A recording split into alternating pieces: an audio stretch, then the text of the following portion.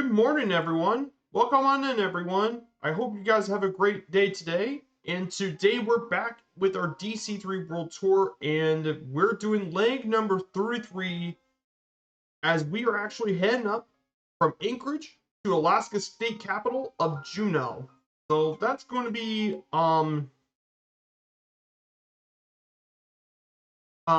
today's flight. I hope everyone's doing well. So yeah, today's gonna be a pretty nice day today. It's gonna be around 670 nautical miles of flying time to go. So we're gonna be going through much of the Alaskan coast until we make our way to Juneau. So we're gonna see some beautiful landmarks today, including fjords and other natural landmarks. So before we get started, I'm gonna say hello in the chat. Hello there, Exploit Gaming Flying. Great to see you here. And Super Typhon. Nice to see you here too, my friend. So I'm going to go ahead and grab my book. Let's grab it before the screen. But yeah, today is going to be leg number 33 here for our DC-3 event. So leg 33, Anchorage to Juneau. I set the date to June 7th, 2017.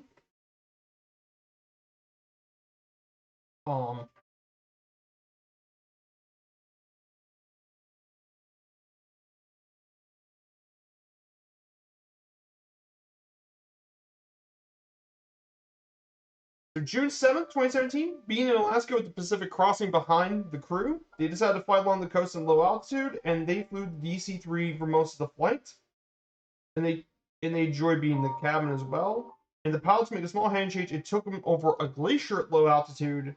Our eyes were glued to the windows and seeing the gorgeous spectacle of a glacier.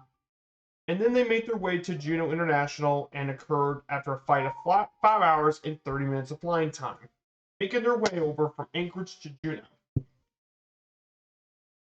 So that's going to be what we're doing today.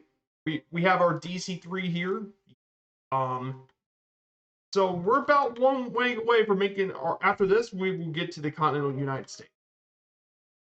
Here's our beautiful Breitling DC-3. I'm going to get her properly filled up for this flight. I'm good.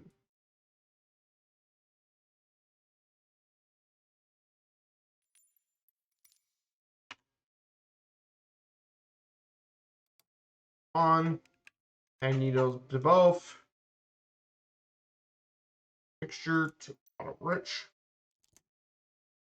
Powers to max. Left main. Right main.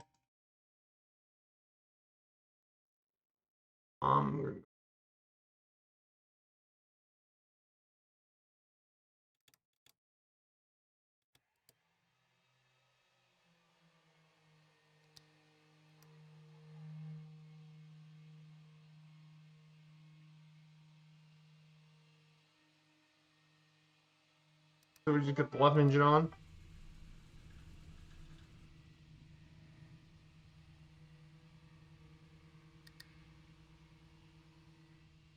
And we get the right engine.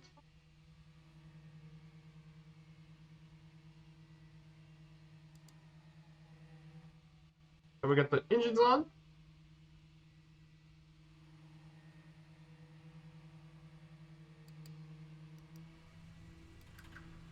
On. Nav lights on.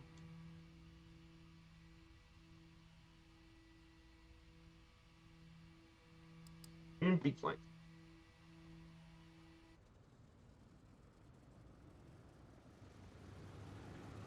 Everything's now on. We'll get ready to prepare for takeoff here at Anchorage International. Like I said last week, Anchorage International was once a much busier airport than it is now for passenger travel, but this is still a massive cargo hub due to its great geographic location being close to a lot of Asia. So we're gonna go. Our heading for this for the first waypoint is 186 degrees.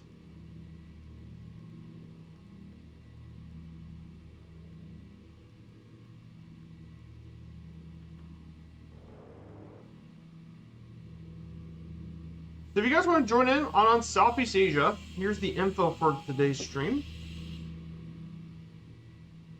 Southeast Asia, we're about to take off here from Anchorage International, Papa Alpha, November Charlie.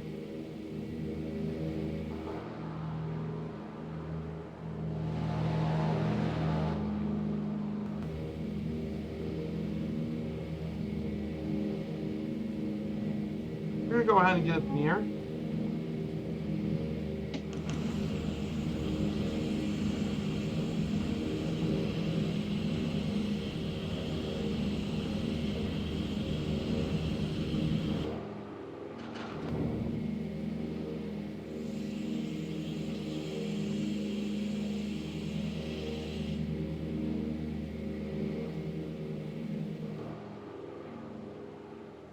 So for the altitude today, we're going to be around 4,500 feet today. Around 4,000, 5,000 feet. Should be good enough for most of the legs here in this journey. And jar power on, heading hold.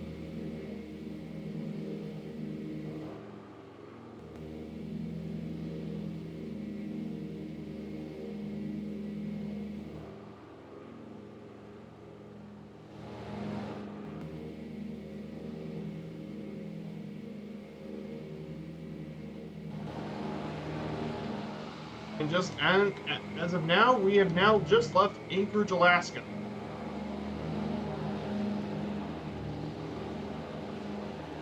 What an absolutely beautiful day here in Anchorage. So yeah, I hope you guys are having a great weekend as well, enjoying yourselves weekend.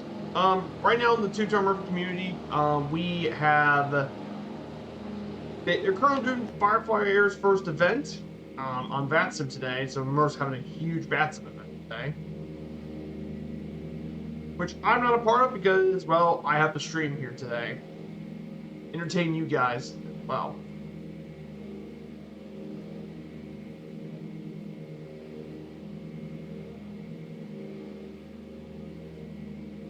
But yeah, we're basically, in some ways, we're flying back to where we actually came from last week. Go back in this direction, but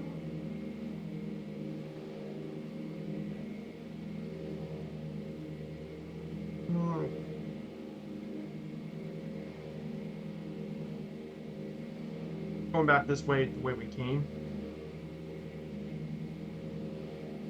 I mean, what an absolutely gorgeous view of Alaska.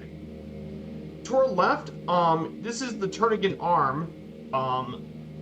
Now, this Turnagain Arm leads all the way down to one of the ports around Anchorage, that, and that's the little city of Whittier, Alaska. And you'd be surprised, but most of the people that live in Whittier, Alaska, actually live in one place, and that place most people in that town live is actually it's located at the Bejic Towers. The Bejic Towers is where the vast majority of the people in Whittier actually live. I mean, outside of that, there's a small airport and all that. That's what the arm leads to.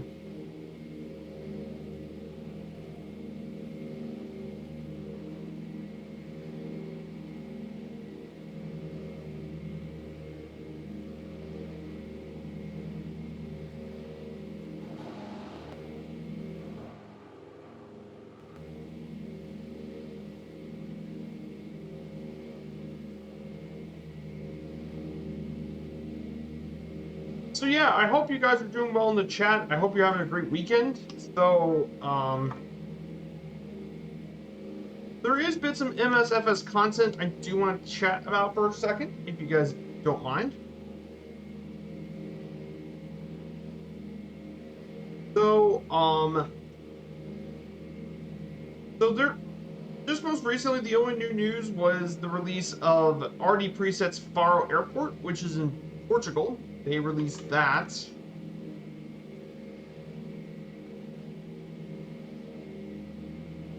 And of course, a big news that I'm very excited for was pilots, and they released their first teaser trailer for the Dash 7.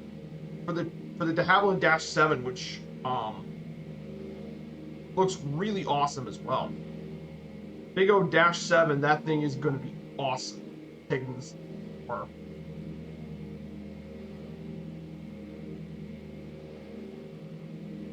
It's basically a 4-engine twin otter. Basically what it is. And you know how much I like the twin otter, so this thing's going to be really, really nice.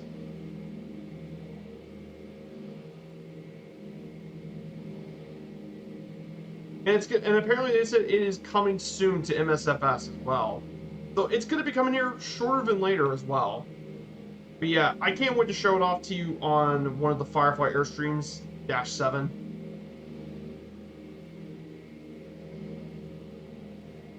But it'll be a really, really exciting time when I get to show it off to you. Because I think there's some flying in the Northwest Territories of Canada where I think the Dash 7 could be great. Think about like flying from Yellowknife all the way to Dawson City or something.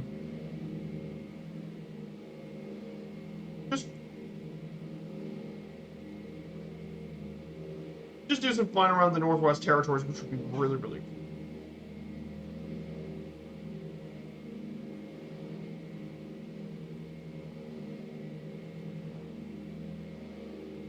So it'll be really, really exciting to show that off.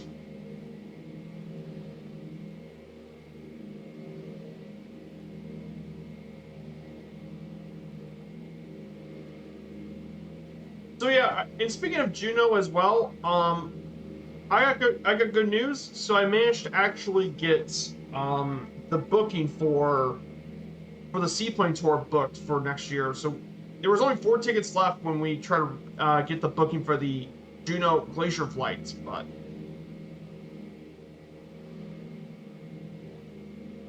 it was really, really awesome as well.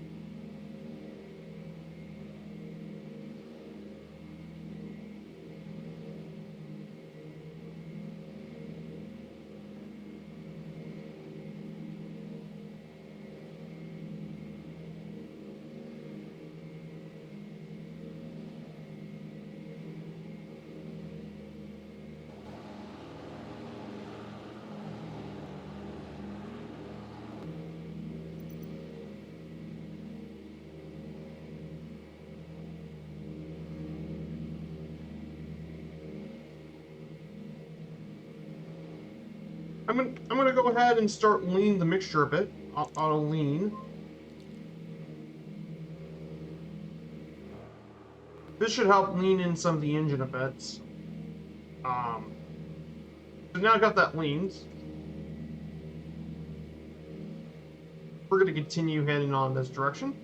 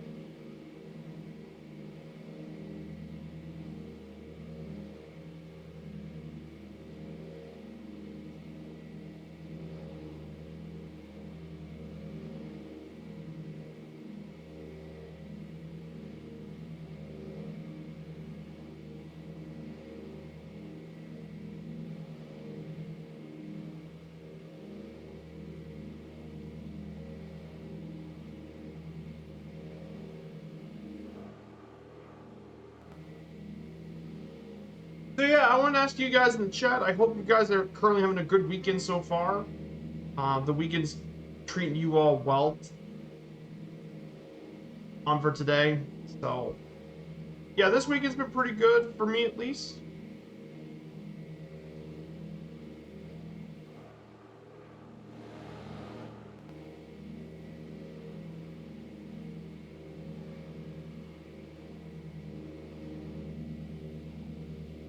Yeah, beautiful day here in Alaska. You can see all the mountains around this area. It's a lot of mountains terrain and stuff, making it a very pretty state to visit.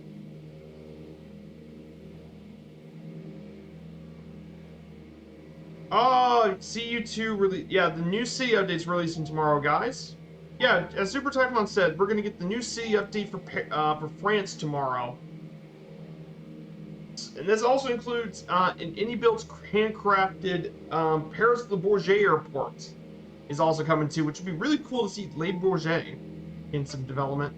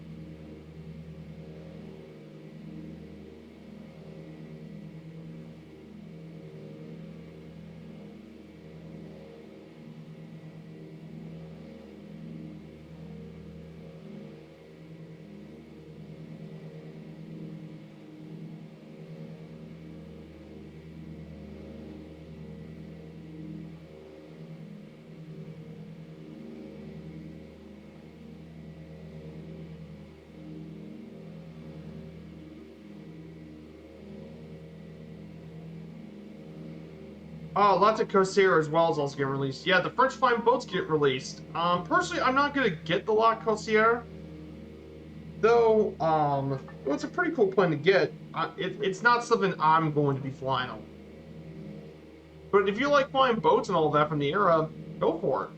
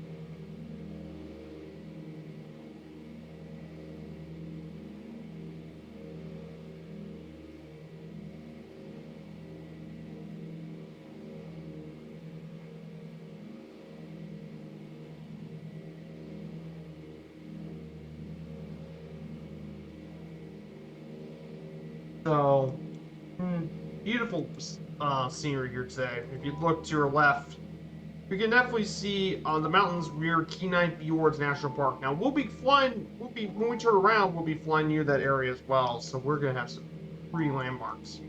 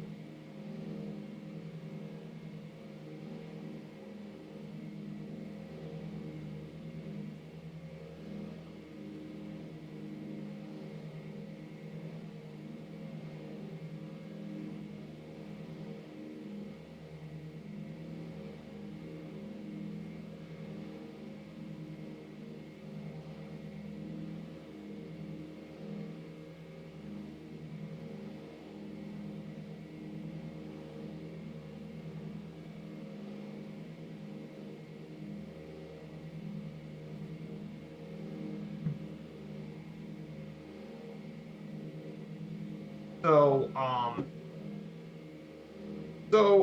we got, there's also some pretty other stuff going on, for sports. Well, there's a bit of sports news going on, for baseball. Because you guys know my channel, I do talk about baseball quite a bit on my channel back in the original series. But for some baseball news, some pretty big stuff in terms of skating. Shohei Ohtani is continuing to dominate once again. And despite the Rays losing yesterday, the Rays are still the only team with over 50 wins on the season. The Rays are still been excellent all season.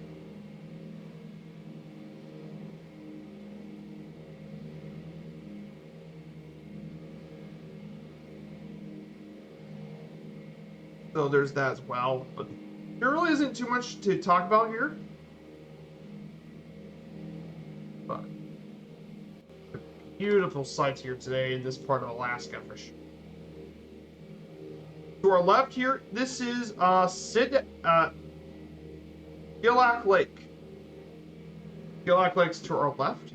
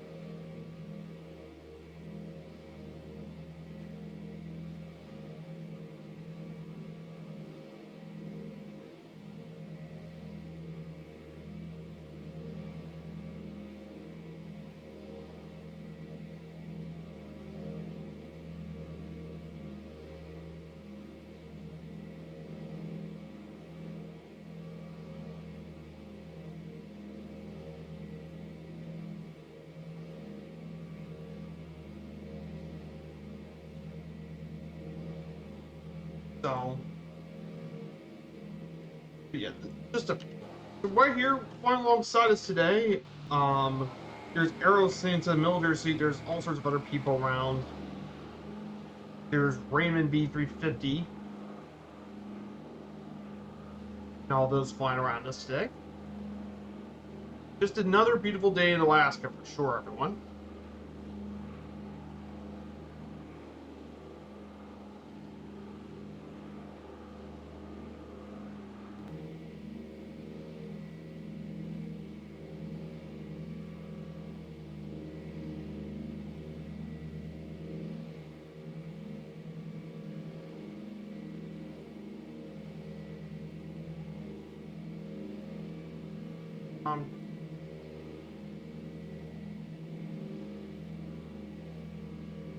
So why don't we play a little bit of a quiz here while we fly here in this DC-3? So,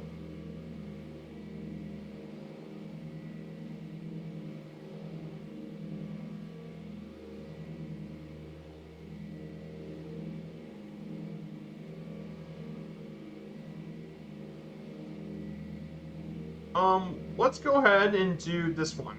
U.S. landmarks. All right, guys, we have 15 questions. 5 minutes. Let's see. Let's look at the first one. Pick the location in which each of the landmarks are located. The Washington Monument is located here in DC, so it's located right. Mount Rushmore is located in South Dakota, which is right here. Walt Disney World Resort is located in this park right here. Mauna Kea is located in Hawaii, which of all those, it fits right here. Niagara Falls is in New York, so it should actually go up here, actually, because that's where...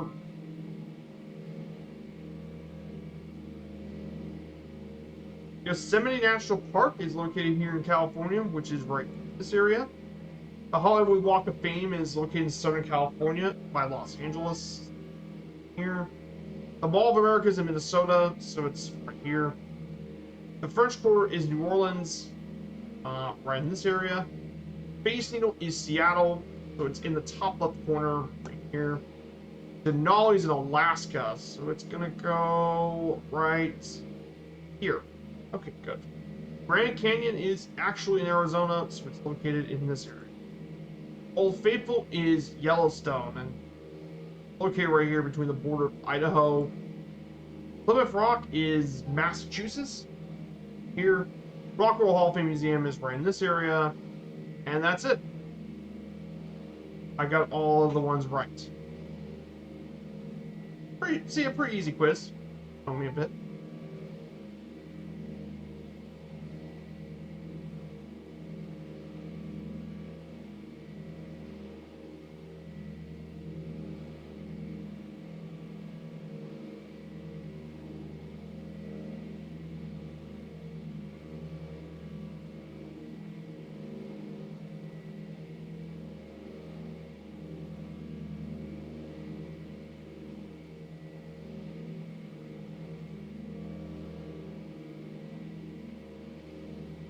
Just a short quiz, just to get a little something to do for about a minute or two. So yeah, so my plans for next week, Wednesday will be, I'll take the BBJ 737 from my home airport to and Kilo Juliet Victor Yankee, and we'll make our way over to Arlington Airport, Kilo Echo Foxtrot Delta. We'll make our way to FS Expo. So since I'll be attending it virtually online, I want to do a virtual flight into them. And then I decided for next Friday, I actually figured out what I want to do next Friday. So next Friday we'll be heading down in the GA planes, and we'll be going through the French and Italian Riviera from Montpellier all the way to Florence. So we'll be heading through many of the cities. We'll visit through Provence, Marseille, Toulon, Cannes, Nice, Juneau, Lassa Pisa, and Pisa all the way up to Florence, which would be an absolutely beautiful flight next Friday. It's going to be one of the more beautiful areas of the world for sure. And that whole Riviera area has some very rich history as well. So we'll be doing that on next Friday. That'll be our next GA flight trip.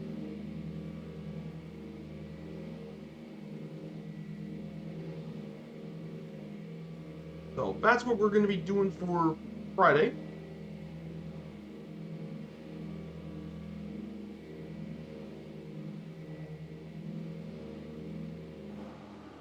Man, this area is just beautiful today here with the lakes.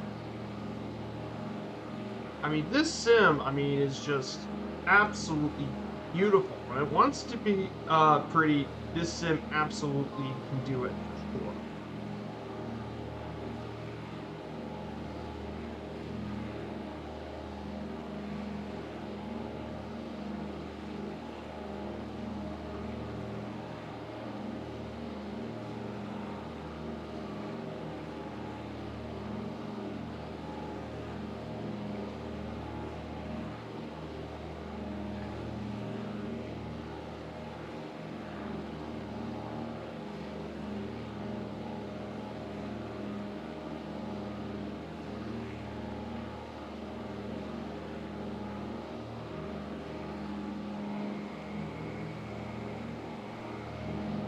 Absolutely beautiful here.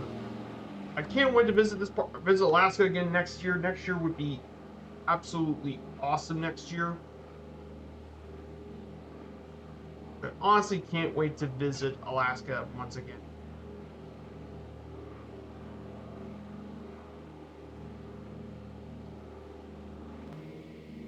So yeah, guys, is there anything interesting you all did for this weekend? For like any cool flights you guys have been doing or streams or because I've been doing quite a few more missions for Firefly Air. I've been doing more of those the last couple of days. Just kept doing more missions. to help with the XP gain and all that.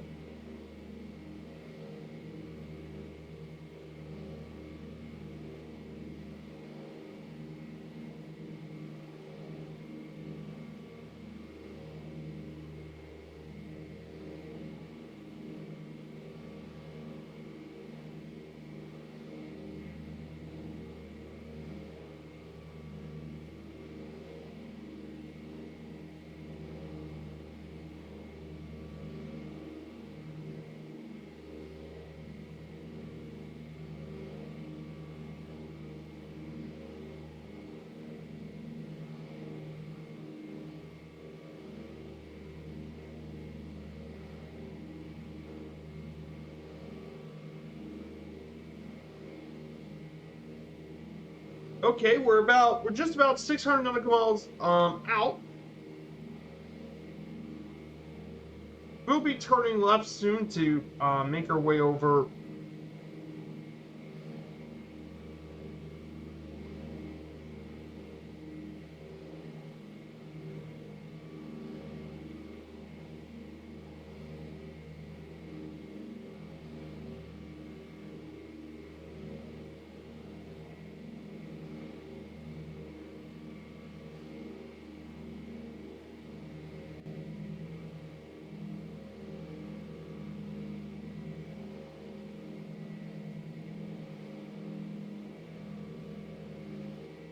So here's the Firefly Air staff board.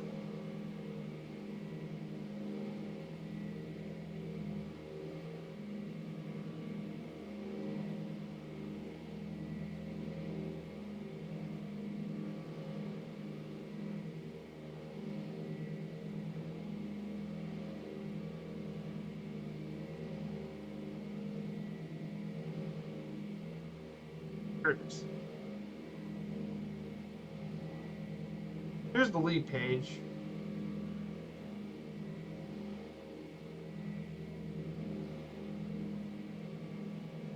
As you can see here in the league page, I'm on top of the leaderboard. 87,360 XP. I'm leading the premiership, usual, followed by my two really good other admins, 6 Knots and Ironbird.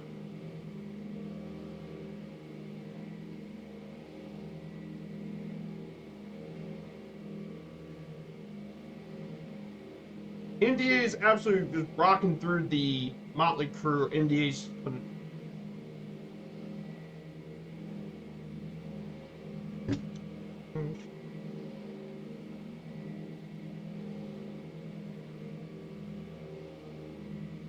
but yeah.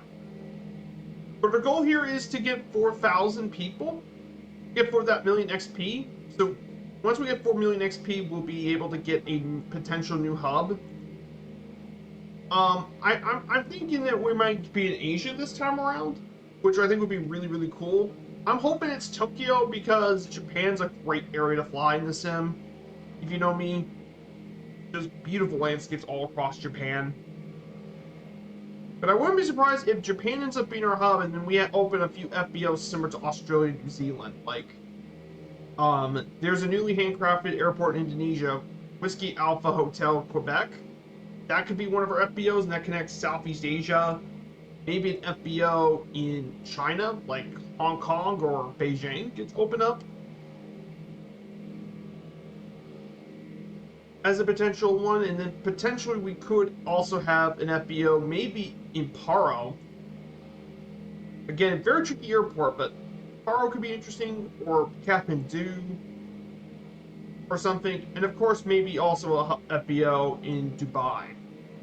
Just because I know Asia is going to hopefully be our next hub.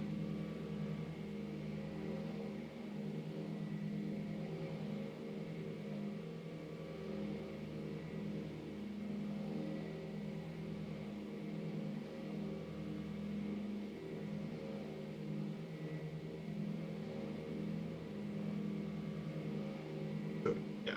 There's our country visits as well. So most of the people fly in the United States is by far number one, followed by the UK.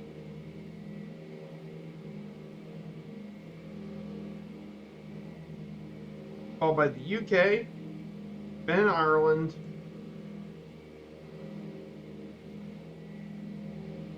then we have Australia,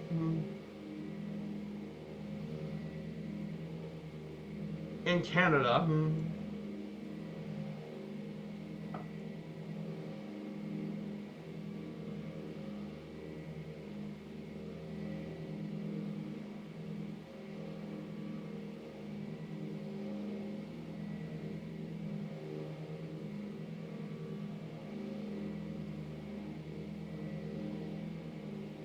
But yeah, that's just a bit of the stats here for Firefly Air.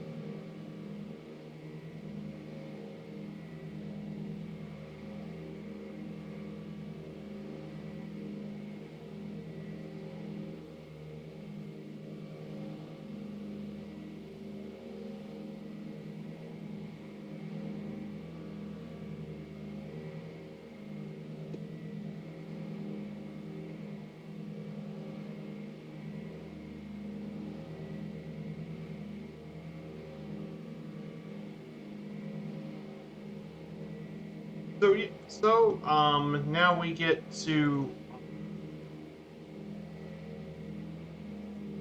So I want to talk about some bit of more Alaska state facts.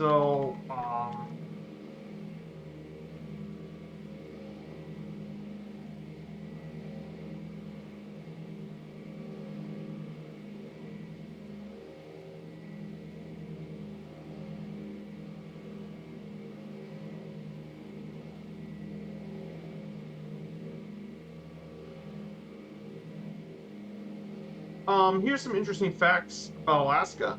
One of the more interesting facts is that Alaska's population is 733,000 people, making it the second least populous state in the country.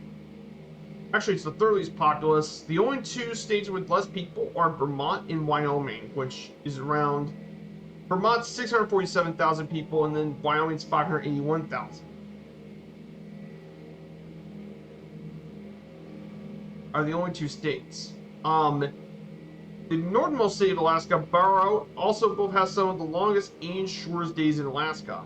In the summer, Barrow actually has 84 straight days of sunlight, daylight, where the sun doesn't even set in that. But in the wintertime, the sun doesn't even rise for 64 straight days, which is pretty crazy to think about, that Barrow, Alaska being that up Barrow, actually speaking of Barrow, I was also meant by its official name, Utqiagvik, which is just constant daylight. Pretty crazy as well. To the right is Homer, Alaska. So there's there's the town of Homer.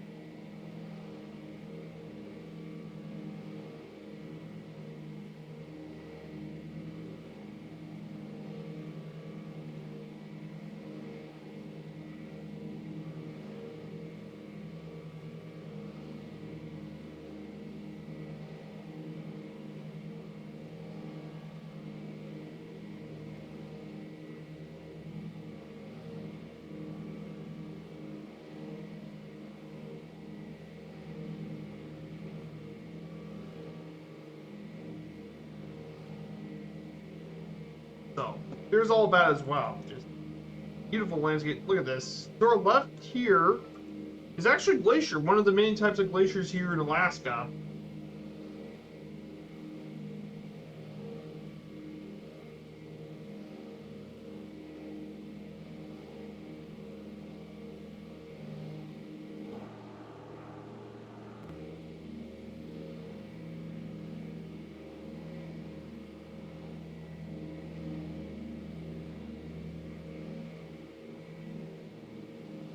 Just continue to climb a little bit. But absolutely beautiful peaks here today. I mean, you can't go wrong with flying in Alaska for sure, guys. I mean,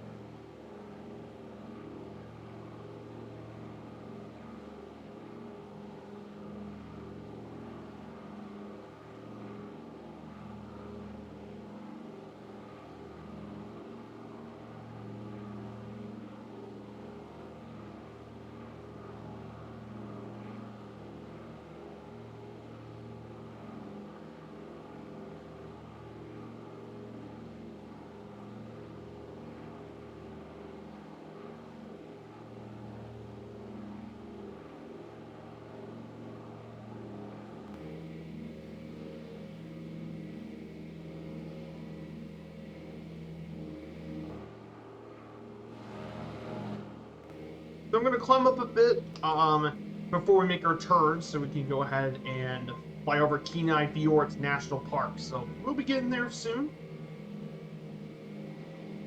So guys, if you are liking this stream right now and want to follow along, hey Iceman, good to see you, my friend. How you doing? So yeah, a shout out for you, my friend.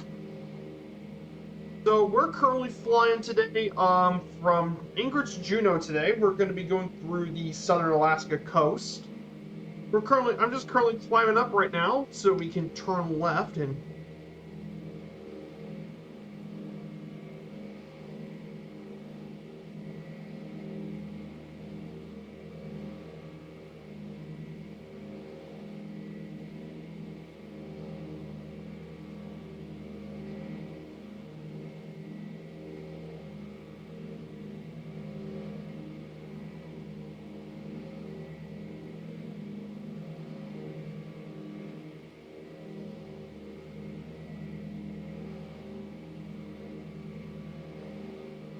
oh, you're just setting up for your stream? Nice, Iceman. Good luck on your stream today, my friend. When are you gonna be getting on?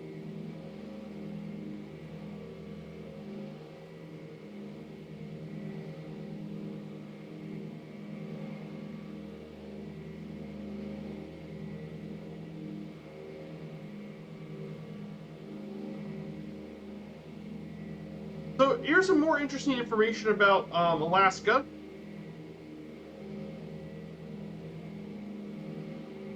The Arctic National Wildlife Refuge, which is located across near the northern side of Alaska, is actually nearly twice as large as South Carolina. It's actually the same size as the U.S. state of South Carolina, home to lots of people, wildlife, and fish.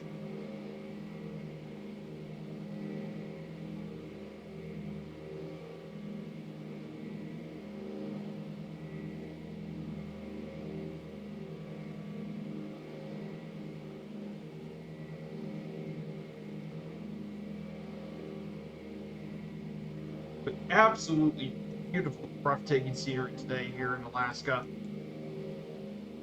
Absolutely stunning. We'll be turning left here very shortly. We'll be turning to 55 degrees.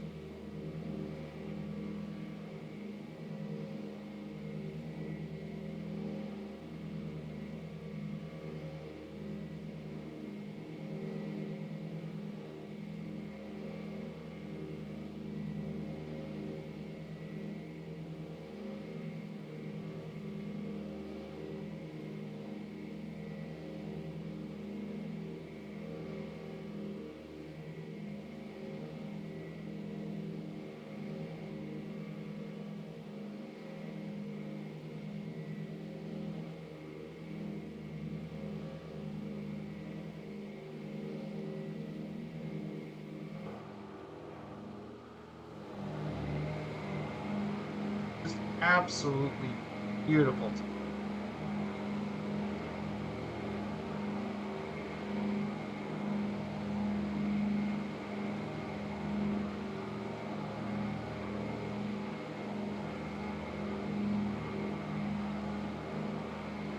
But yeah, beautiful day here in this part of the world for sure. One of my absolute favorite places to fly is definitely Alaska. So let's go ahead.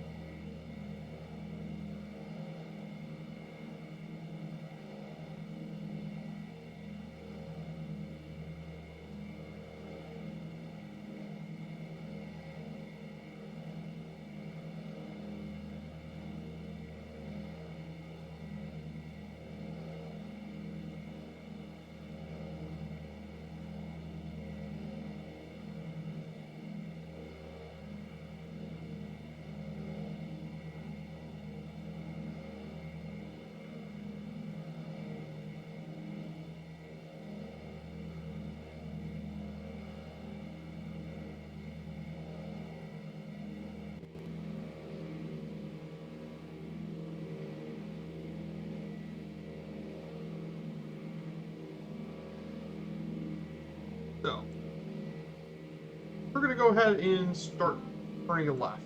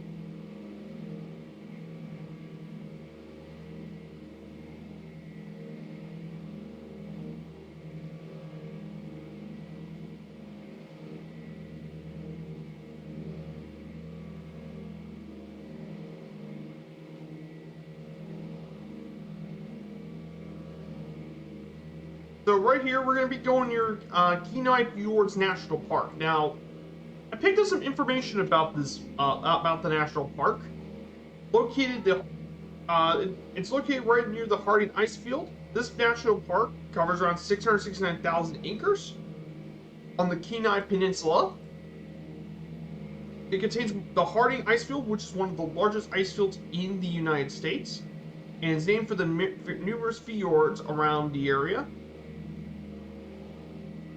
It was designated as a national park in 1978 under the Antiquities Act.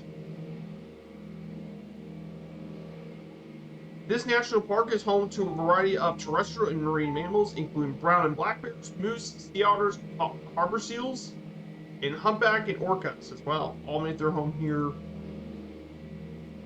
in the national park. But humans have inhabited this area since 950 to 1800.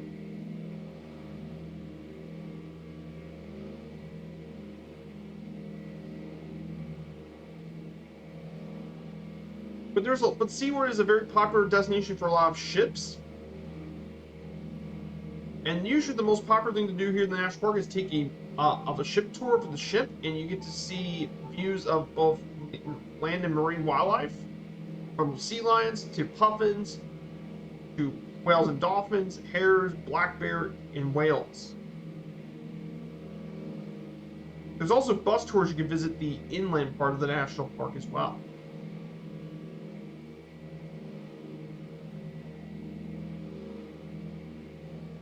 But it's an absolutely beautiful area, and definitely worth visiting when you get to that part of Alaska.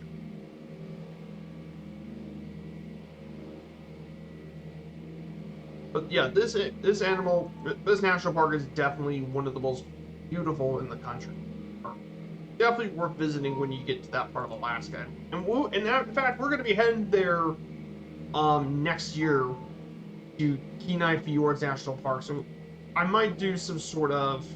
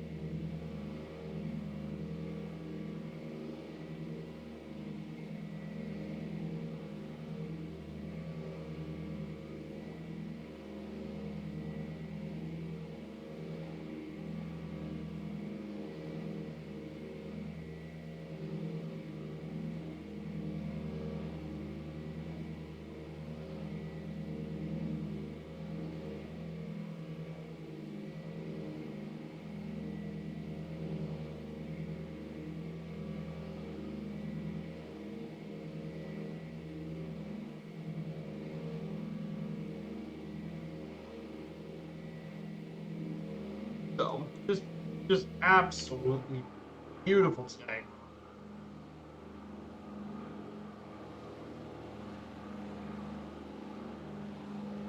Wait till we get to Kenai Fjords National Park. You guys are gonna be blown away about this. It's gonna be absolutely beautiful. So welcome on in, everyone, both in the chat and lurkers. I hope you're doing well. This is Fiberstrike 95 Flight Sim, and we're doing like 33 of our Breitling DC-3 trip around the world. We're currently right next to Kenai Fjords National Park. We're getting very close to it, and we're making our way down to Juneau, Alaska, the state capital of Alaska.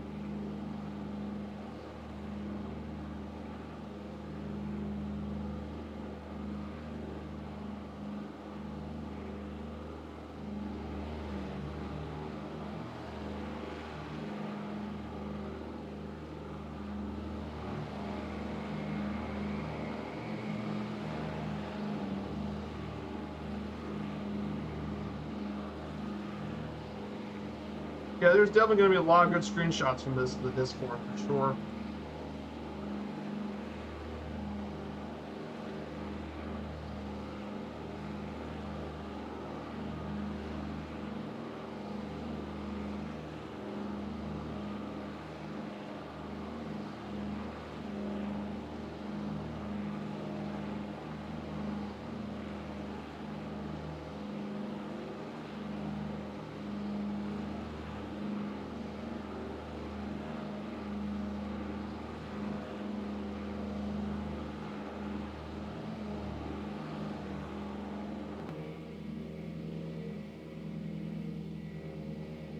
Right here is Kenai Fjords National Park, where we're going up to.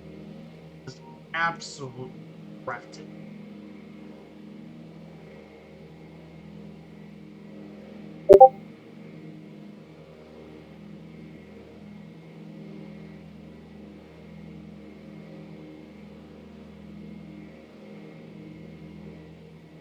Just very pretty today. I mean, look at the sit of it. Glaciers and all that. Wow. Absolutely awesome.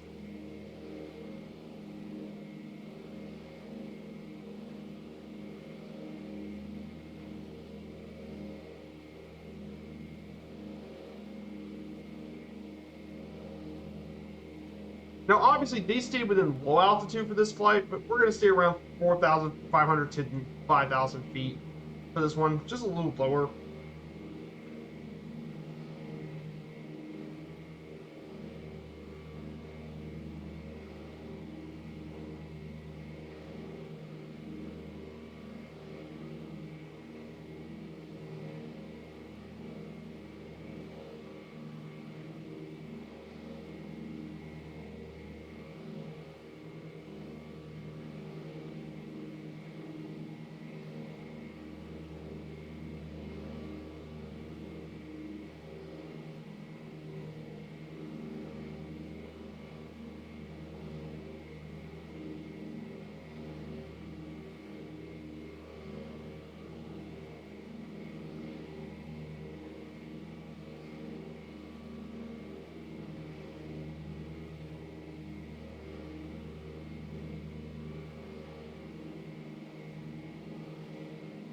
I mean, wow, look at the fjords. Oh my goodness.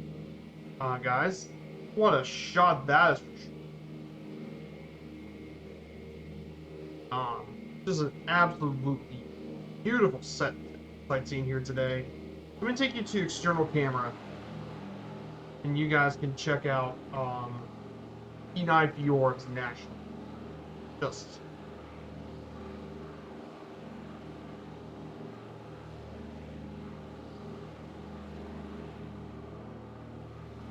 just absolutely breathtaking.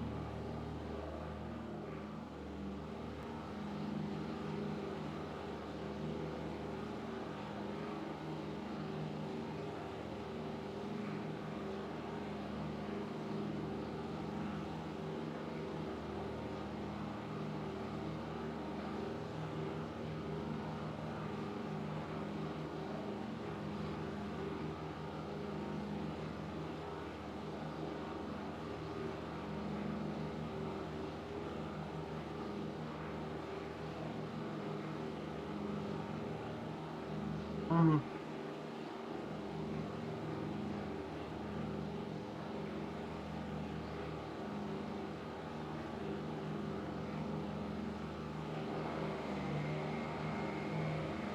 I mean, unbelievable. Okay. That's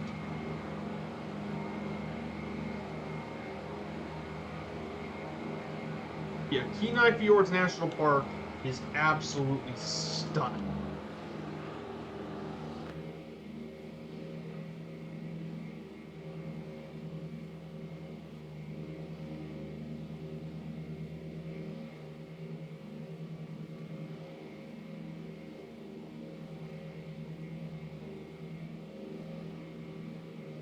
I think you guys are in the chat probably agreeing with me as well that this is just absolutely beautiful.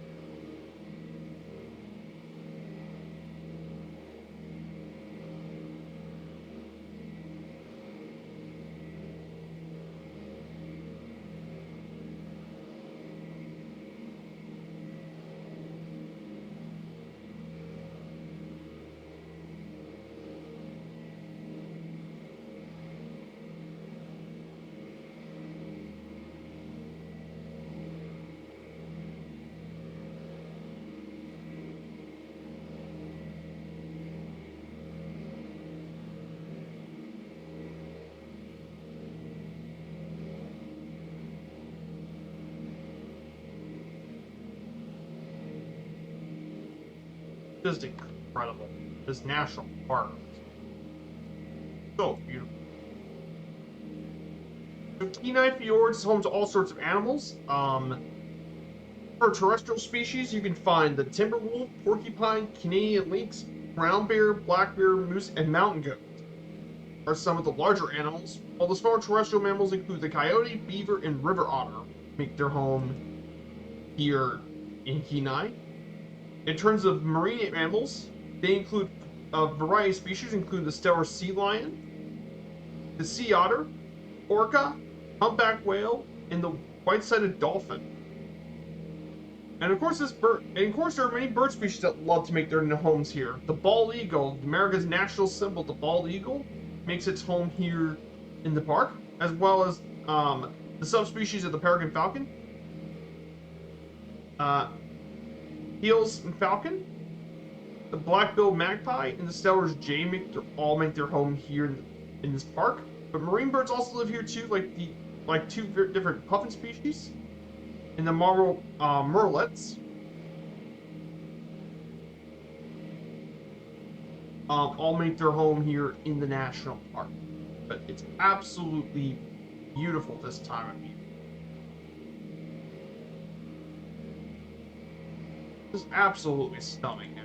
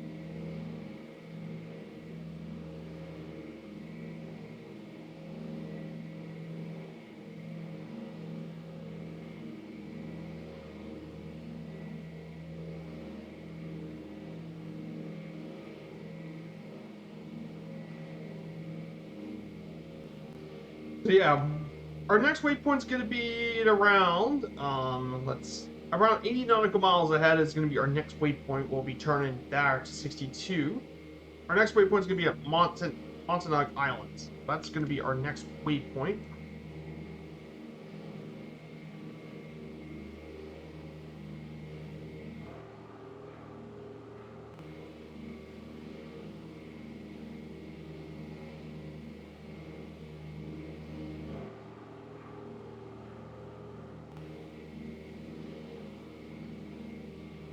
Yeah, I do appreciate all you guys being here today. Being very excited to do these flights. So, once we get through Kenai Fjords National Park and all that, we'll be continuing head on, and I actually would think about even descend to a lower altitude.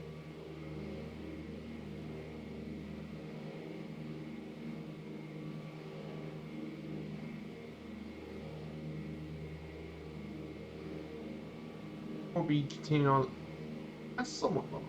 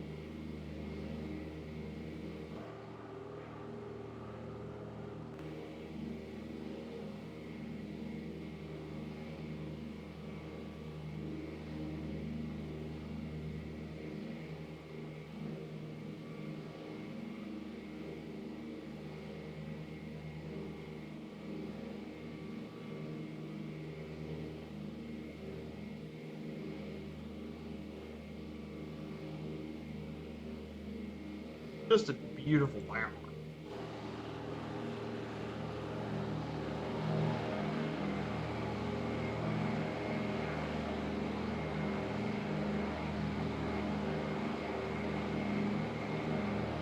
Just absolutely stunning.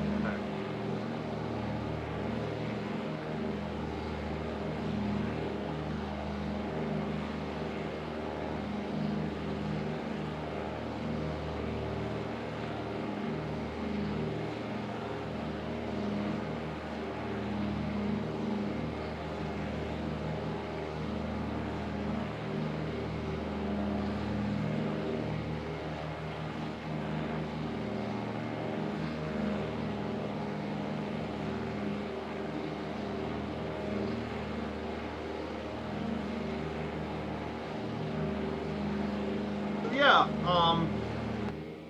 that was the stuff going on. This would be quite a nice chill stream here today.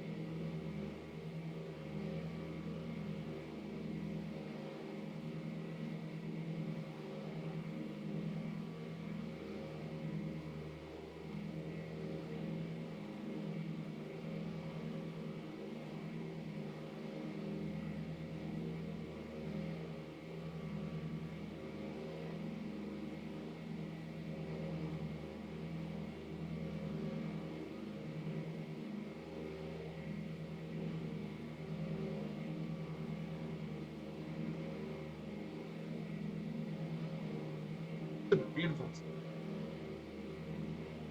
Absolutely beautiful as well. So, a bit some interesting news, a bit interesting information. We have a bit about the bald eagle. So, I found this out about the bald eagle. The bald eagle of the United States is its species name is Haliaeetus leucocephalus, which is the bald eagle species. It's actually a member of the sea eagles. It's a fish eagle. Not like your traditional eagle, but this one hunts actually fish.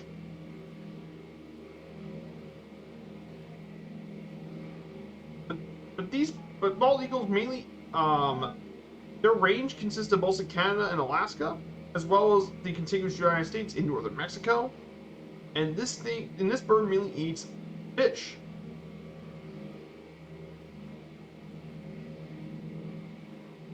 Um, but yeah, bald eagles are not actually bald. In fact, the name bald is actually derives from the word white-headed, because you see the head of the bald eagle is actually white. But yeah, it's the national bird of the United States of America in the late 20th century. In the late 20th century, the bald eagle was almost on the brink of being locally extinct in the contiguous U.S., but thanks to the work of many conservation experts and all that, the population of the bald eagle have recovered. And now it's back to what it was before all of it. But yeah, these eagles have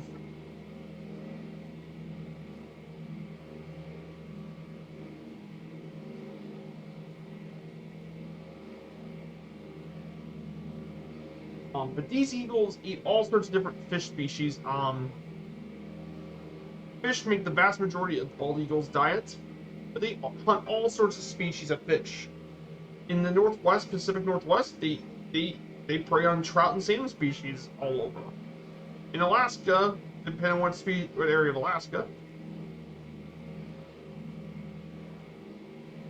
they eat mainly all sorts of different salmon species, like the pink salmon.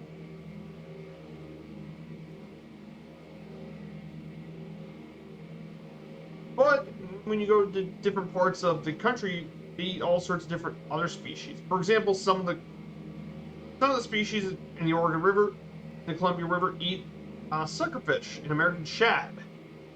When you go down to the Chesapeake Bay, they eat different shad species. In Florida, they actually prey on catfish species like the brown bullhead.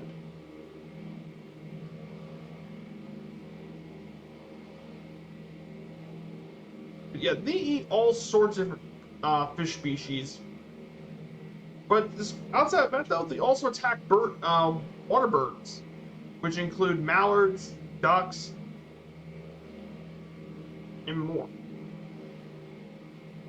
And they've even hunted as larger water birds like the emperor geese and snow geese all can make prey as well.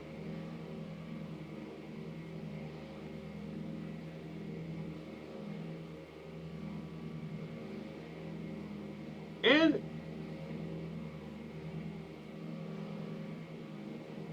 yeah, these birds definitely are pretty cool as well. Yeah, they've been a big part of both Native American culture and the United States as well. Very, very important birds to know about, for sure.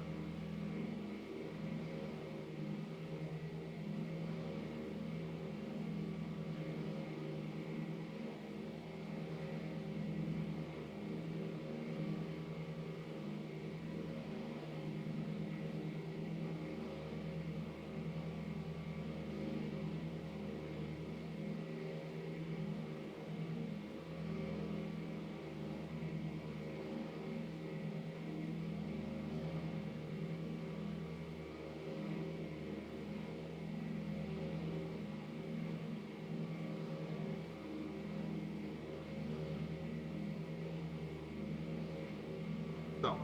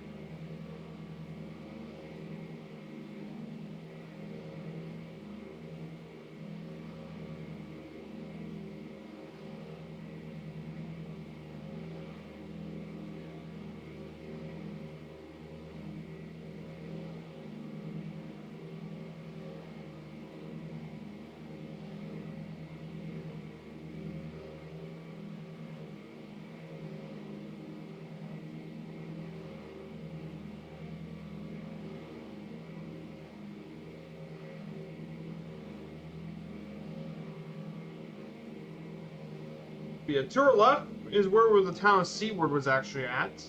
And right over here continuing is more of the Kenai Fjords National Park.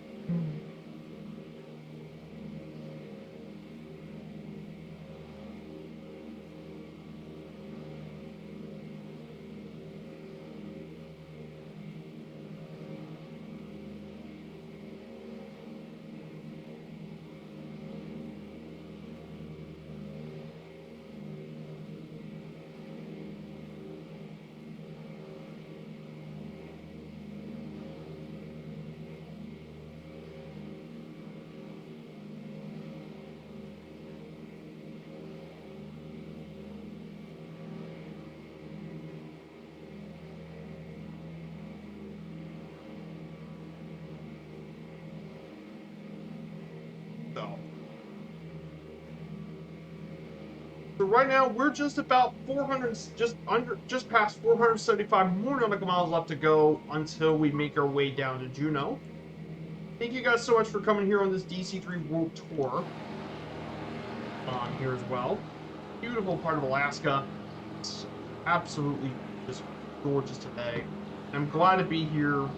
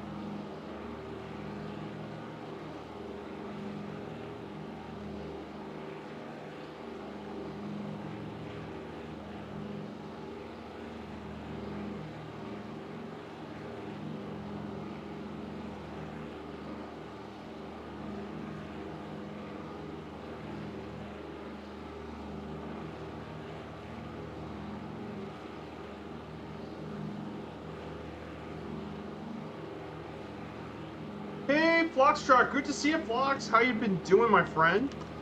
If you want to check out a good friend of the community, check out my awesome friend, Flox.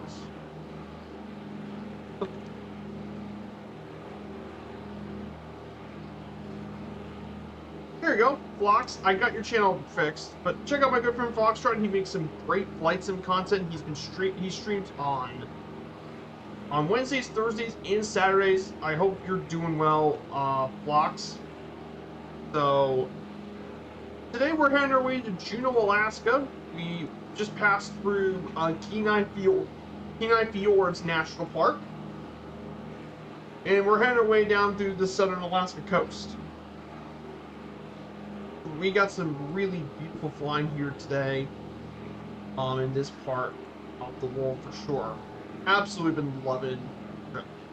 Oh, you're chilling out with some coffee? Nice.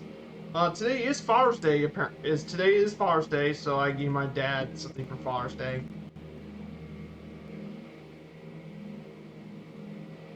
Yeah. Today is Father's Day, so a happy Father's for all the fathers in the chat. Happy Father's Day to all of you guys. And I have some bit of stuff about Father's Day actually. Father's Day is a holiday that honors one father figure, as well as fatherhood, parental bonds, and the influence of fathers in society. And the single most common date is the third Sunday of June, which was founded in the state of Washington by Sonora Smart Dodd in 1910. But the history of this goes way back to the Eastern Orthodox Church for centuries, to commemorate the ancestors of Christ, starting with Adam and the patriarch Abraham as well.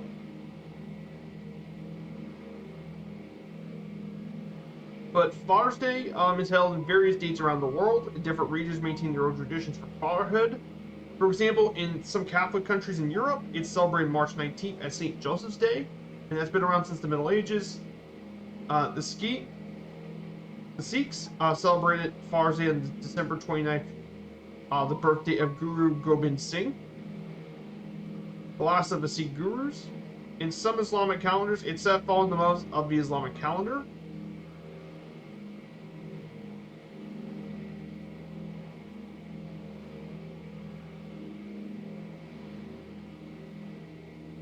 So it's got a long history as well, and it's got traditions in many other countries around the world.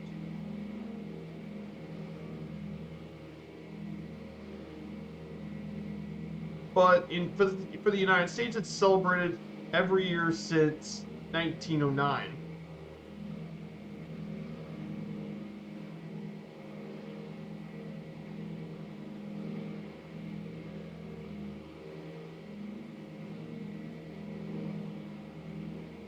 And apparently, how Father's Day gained to grow in the United States was proposed by Sonora Smart Dodd.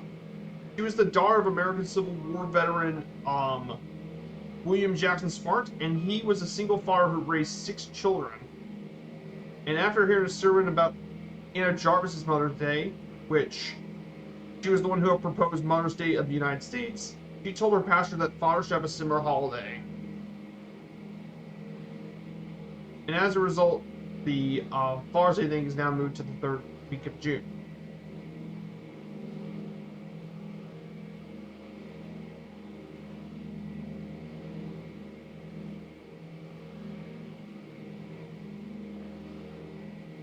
As a result. And that's what drew Father's Day stuff. Wow, pretty cool. Yeah, it was actually pretty recent in all things considered, but the history of it goes way, way back. So, pretty interesting stuff.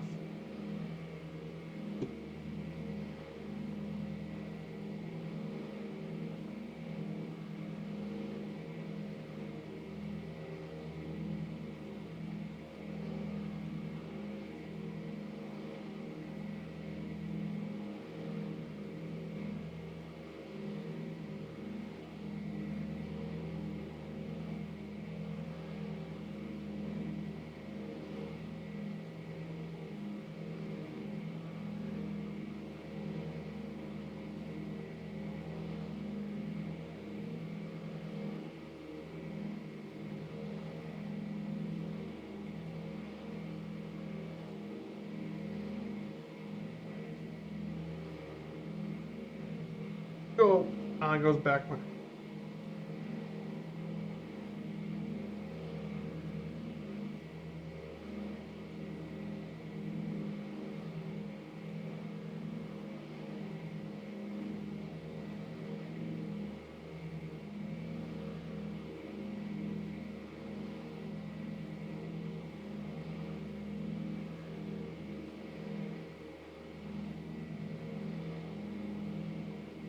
Not sure if I'm good to barbecue today. It is drizzling, but hopefully it does clear up. I did do some barbecue chicken. Nice.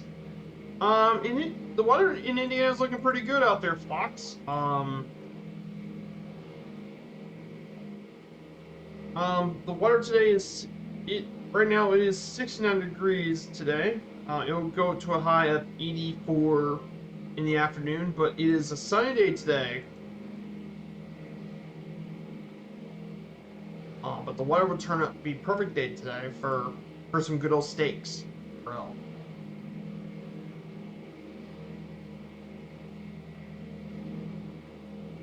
Oh yeah, good news, Fox. If you're not aware, I managed to finally get the Alaska Seaplane Tour in Juneau booked for next year, so I'm gonna do my own seaplane flight, which would be really, really cool.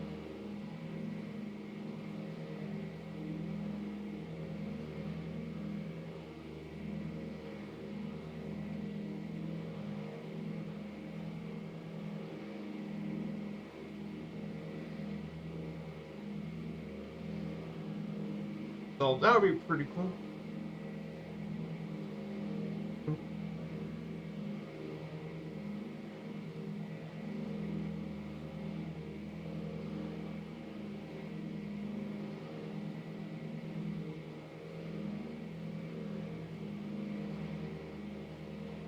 Wait.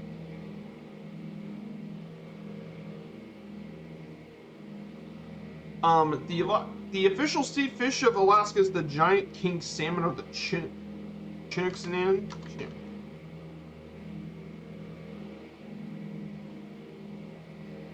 The Chinook salmon is the official state fish of Alaska, and it's the largest species of Pacific salmon in North America.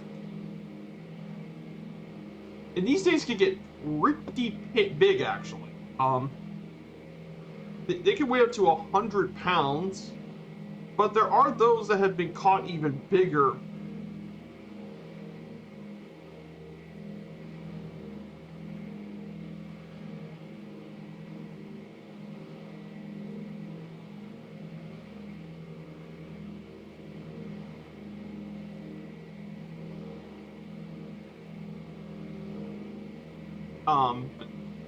But these salmons are very big fish, and apparently there are some pretty big fish that fishermen have caught in terms of Chinook salmon.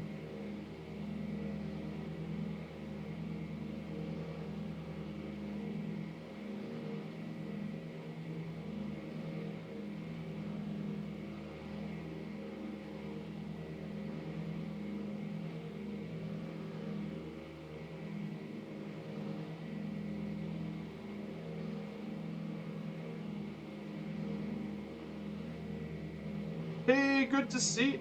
Are you going to Expo? Hey, good to see us. There's Sky Command. I'm not gonna be heading to. I'm gonna head to Expo virtually. Sky Command. But I am gonna be attending FS Expo virtually this year. Sky Command.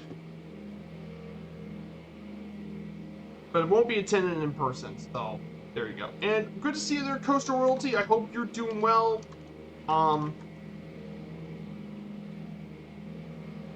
So, we're heading our way to Juneau, Alaska today. We're about to head into Juneau. So that's where we're going to head in my stream today. We're going to be heading to Juneau, Alaska.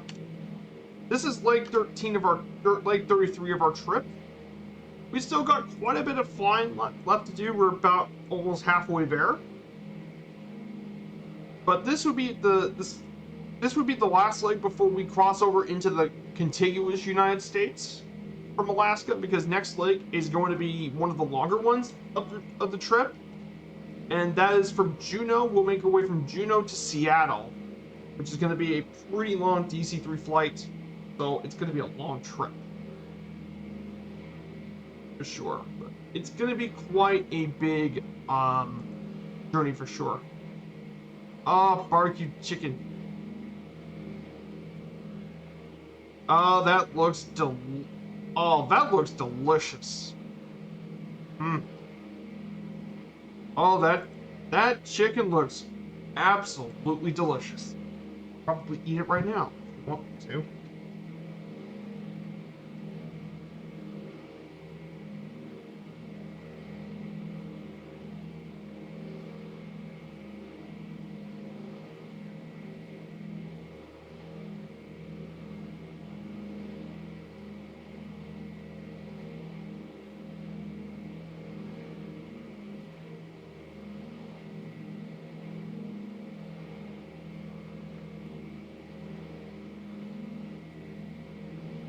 Hey, grab your parachutes. Good to see you, my friend.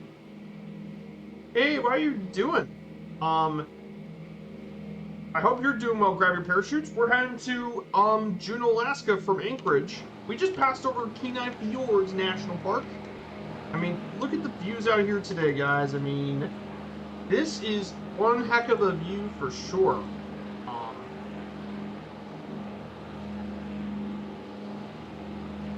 But yeah, what an awesome stream today for sure.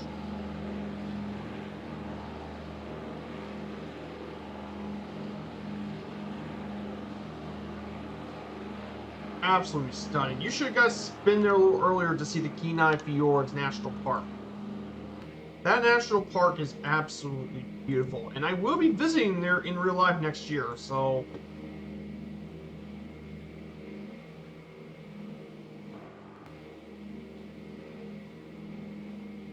right, make our way down. Let's check our fuel situation here for today. I'm doing pretty good. 58% in the main tanks. That is really, really good. Yeah, we're doing very well in the tanks.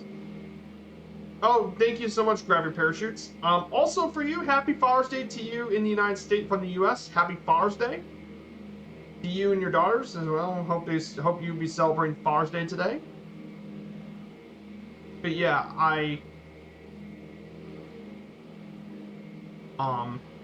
but yeah, absolutely beautiful stream, and I mean, I love flying this part of Alaska, for sure. Can't wait to check out more of Alaska during all my streams in the future. I will be checking out more and more of Alaska. So, hopefully, maybe the next time I stream in Alaska, I'll probably head up to Denali and Fairbanks. Probably do a stream around that area as well, and we get to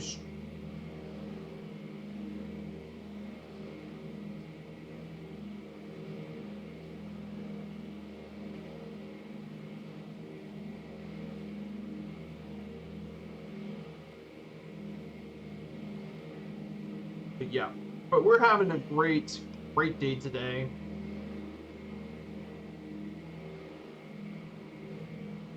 So yeah, I know there's been quite a things going on right now. I mean,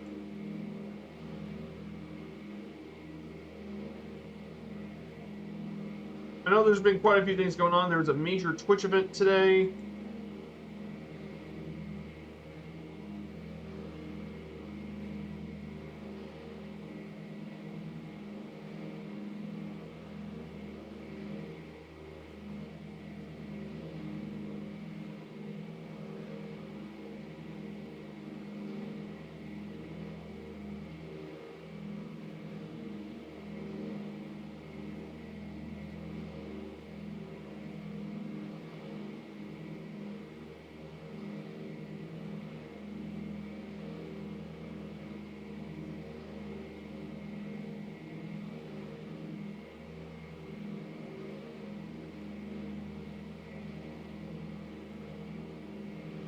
So there's been all that sort of stuff going by here on this day. I normally have a slideshow notes for today because, well, we've already covered all of Alaska and its history. So, yeah, on this area here in particular, way back in the distance, if you go back distantly, this is where Chugach National Forest is around, and also where the port of Valdez is located. And I'll also be heading to Valdez next year. Unfortunately, I don't think I'll be there for the stall competition for 2024. But I think there will be some really cool places in Valdez to check around.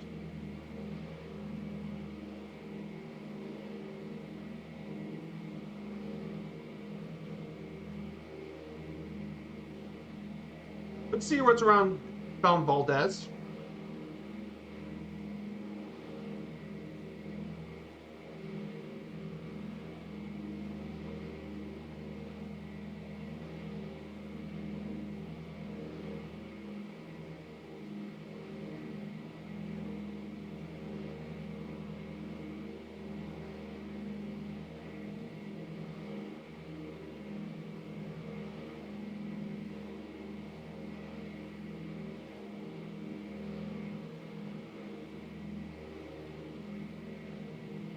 But yeah, I can't wait to head back to Alaska.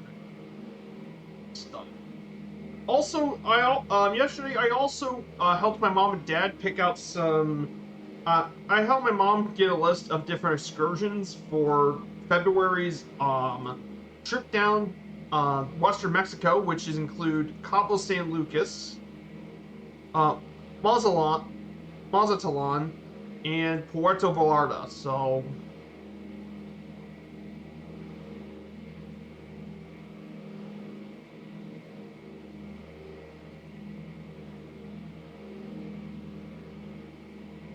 So we'll be checking out.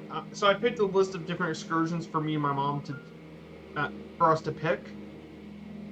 There's definitely some pretty interesting ones that I picked on my document.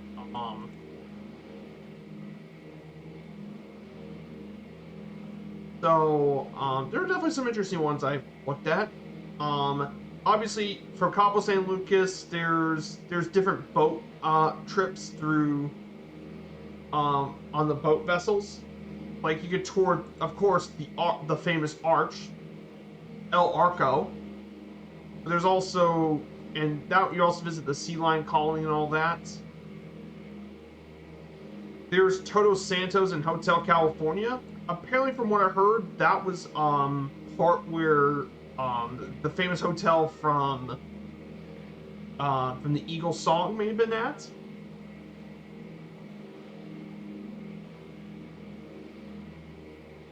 There was that one for Cabo.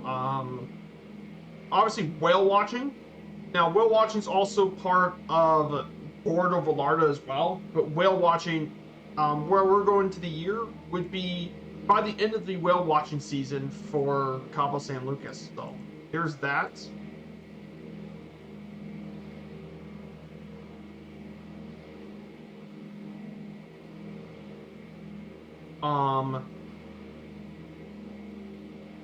And there's also a UTV adventure. There's all that as well.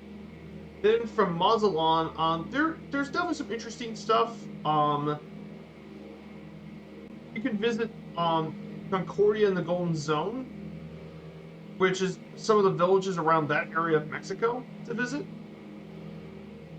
Which would be pretty interesting to visit some of the older villages where you see a brick making factory and all that, and visit Concordia and Capala,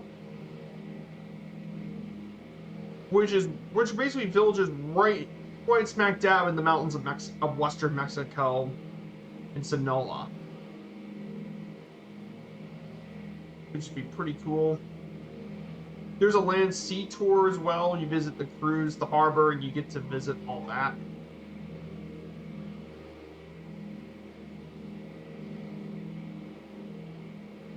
And then finally for Puerto Vallarta, because it's located right in the state of uh, Jalisco, which is actually where tequila is actually made. A lot of the ones I've looked at for Puerto Vallarta are actually related to tequila. You visit one of the haciendas and learn about how to distill tequila, the way the Mexicans have made it for a long time. And of course, there's also different. There's also one you visit El Centro, which you visit through downtown Puerto Vallarta and all that. And then apparently one of the more interesting ones to visit is San Sebastian.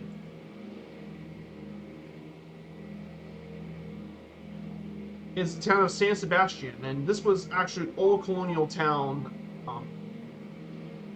founded back in 1605 as a mining town, where they found gold, silver, and lead. But is basically an old town, and you step way back in time visiting that part of Mexico, and I did see some really cool images of it. It's a fascinating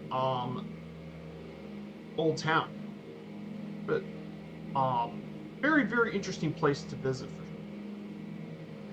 I mean, definitely a very pretty area. That area is definitely very pretty. So yeah, I think there's definitely some really good options to take down for visiting. Very, very interesting area. And that's going to be a topic for one of my future firefighter ops. Probably take something like the ATR-7, fly from Cabo to Mazatlan to Puerto Vallarta. It's going to be an absolutely beautiful sort of stream as well. Yeah, I'm very excited to visit this side of Mexico because previously the only part of Mexico I visited previously was to southeast Mexico, which is Cozumel and Costa Maya, which is like Shetmal, which definitely is a pretty cool area. But I'm curious to see how the western half of Mexico would be. I'm pretty excited to actually visit that part of Mexico for myself.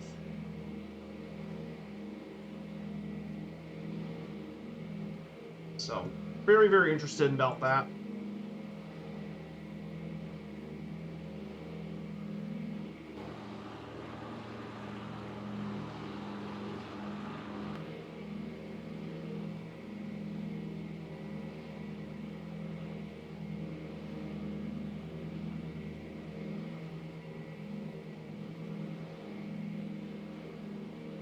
So yeah, I hope you guys are enjoying yourselves on this stream. I hope you guys are enjoying this stream as much as I am. If you guys are enjoying the stream and want to continue to support the channel, press the follow button and support the channel. We're trying to get to 700 followers.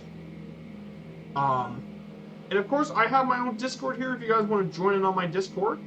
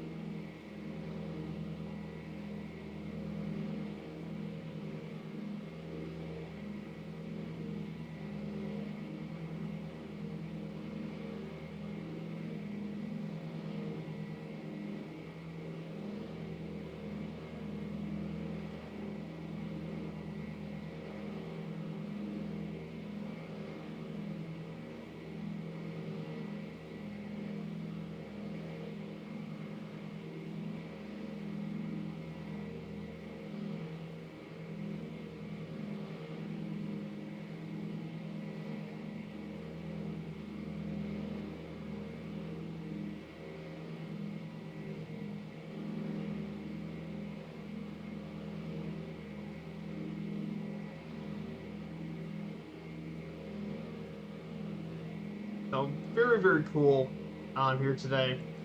Just a beautiful part of Alaska.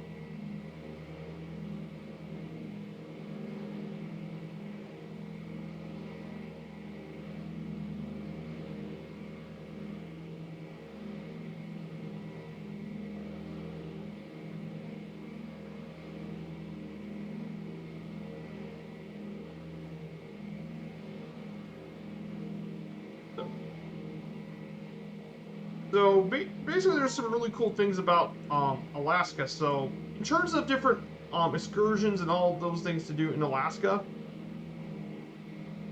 there's quite a few really interesting things to do um, in Alaska. So for Juneau, there's all sorts of different tours and stuff to do in Juneau for different excursions. I mean, some of them include like sled dogs, because dog sledding's been a big part. A lot of these are with nature, and that's because Alaska being such lowly populated means there's tons of stuff with nature. Mainly the big thing in Juneau is either whale watching or visiting Mendenhall Glacier. Really cool.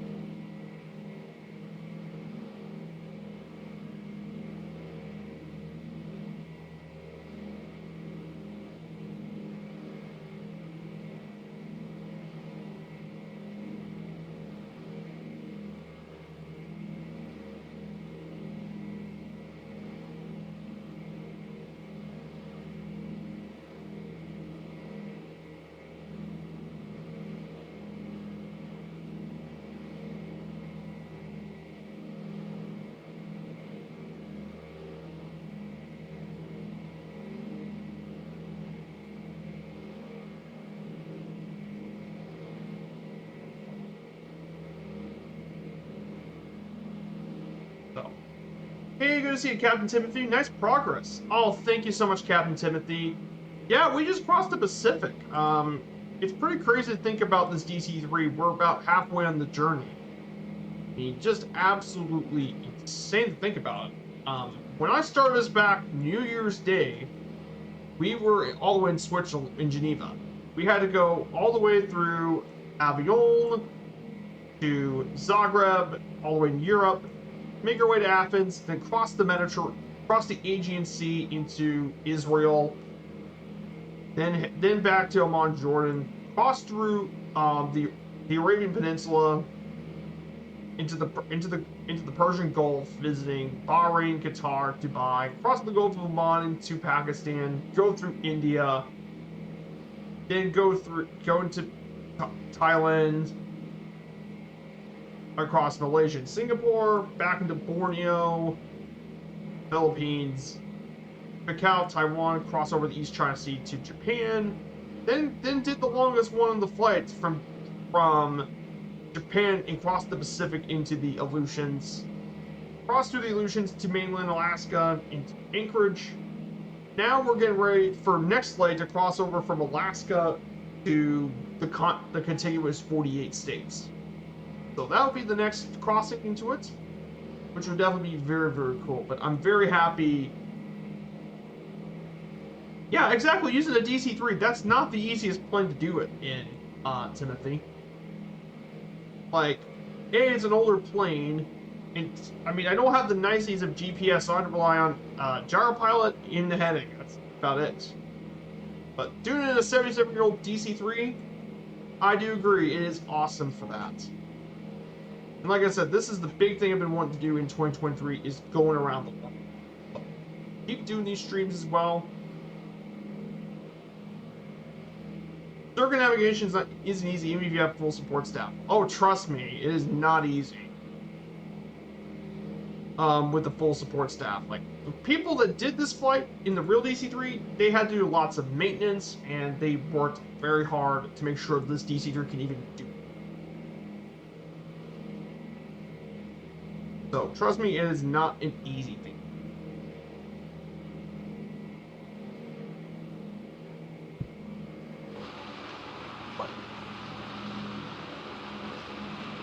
Oh yeah, you have two of them in your logbook in the 747-400. Ah, gotcha. Nice. Yeah, like it's easier in an airliner to deal with because you're got your GPS. The 747 has a colossal amount of range. It has GPS. It has modern autopilot system.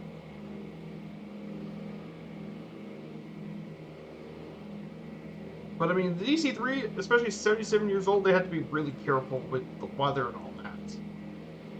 Pretty curious, but I can't wait to finally get this around the world stuff completed. That'll be the big accomplishment of my career for MSFS.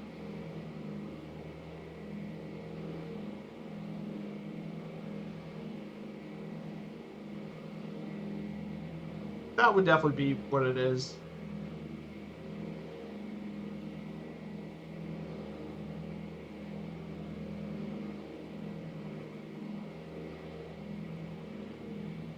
It was the RAF flights in Desert Storm. Ah, gotcha. That makes sense.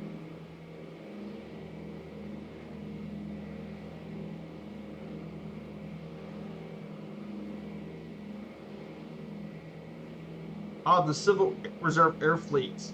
Ah, gotcha.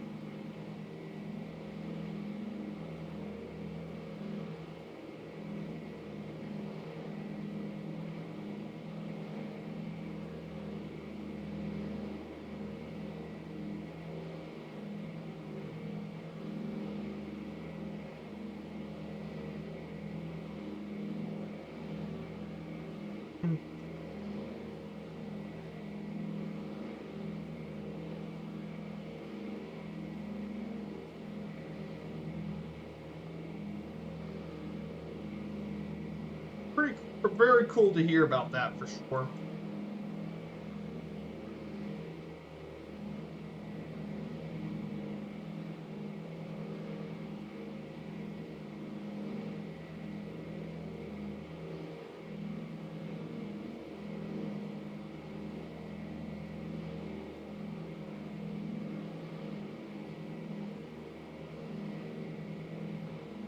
That was sad news out of Alaska with Jim Tueto's accident death. Oh, that is sad news for sure.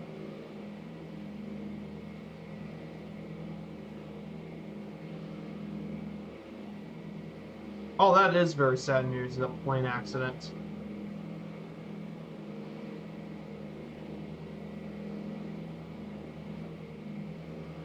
Yeah, it's very rough, and like people forget, like Alaska is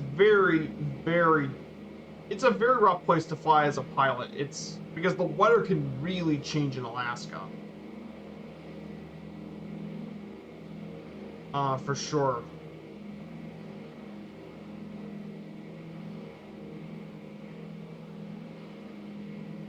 But yeah, Alaska's very unforgiving for a pilot, and the reason why Alaska's so unforgiving, the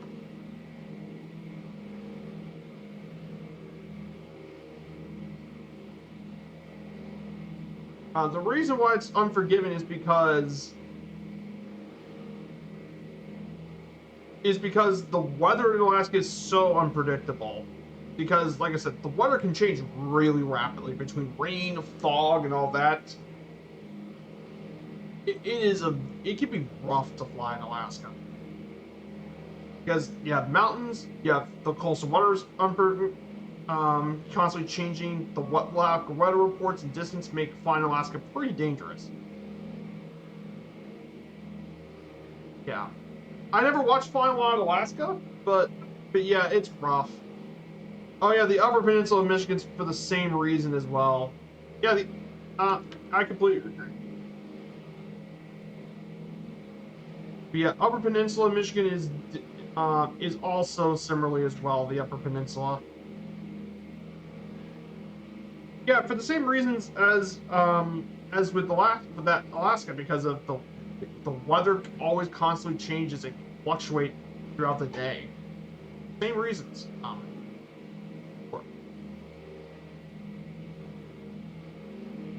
Now I probably need to do some flying up in that part of Michigan though. Yeah, Lake Superior. That's a very good reason. You have Lake Superior being some absolutely rough conditions for sure.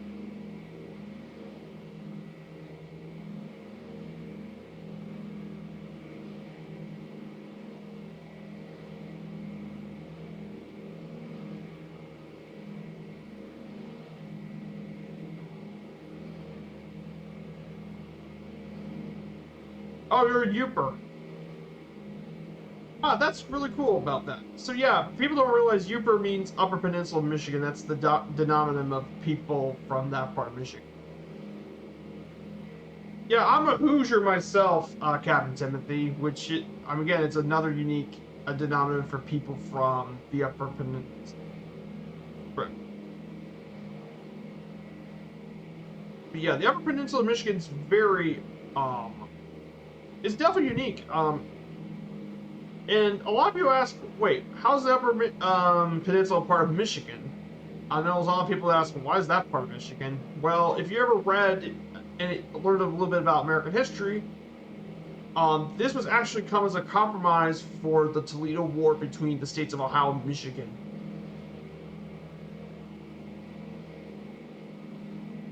And and it's a compromise by President Andrew Jackson to offer the Upper Peninsula to Michigan if it would cede the Toledo Strip to Ohio. And as a result, that's how it became part of Michigan.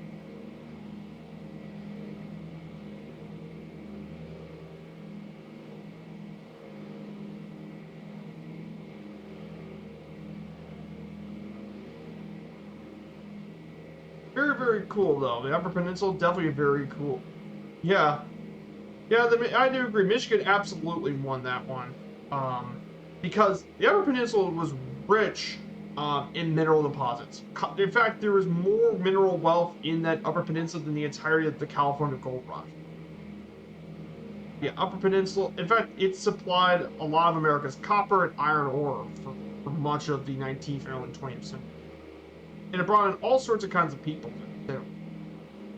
But yeah, very, very cool to learn about the history of the Upper Peninsula.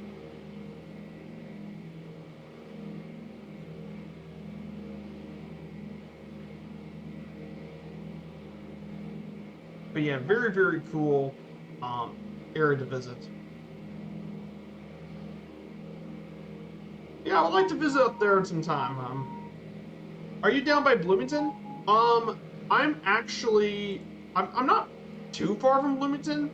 I think I'm about an hour away from Bloomington, Indiana. I live about 30 minutes from Louisville in southern Indiana. I live just about around the Louisville metropolitan area in Indiana. So I'm from there. I'm about an hour away from Bloomington.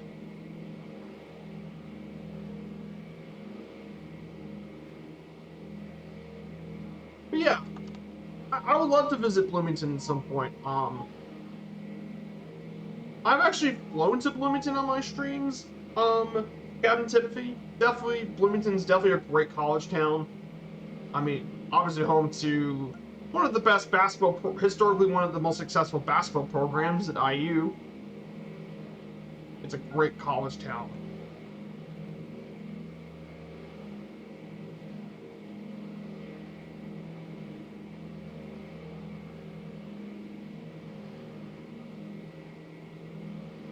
Yeah, very, very cool. Southwest Michigan. Oh, that's right. You did tell me you're Michiana, Southwest Michigan.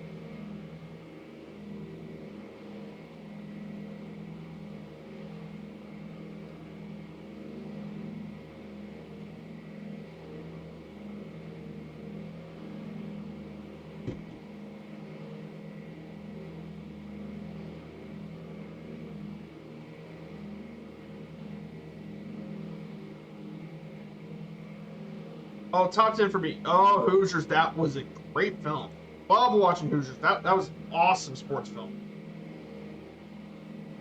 And I did talk about the film Hoosiers quite a bit on my Indiana stream, but Hoosiers really brought into perspective just how important basketball is to the state of Indiana. Basketball is a massive, massive deal in the state. I mean, especially for high school basketball in particular, is a massive deal.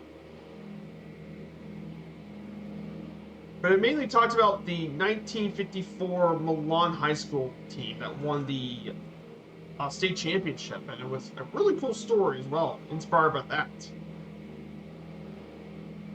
Yeah, Indiana basketball, you cannot go wrong with.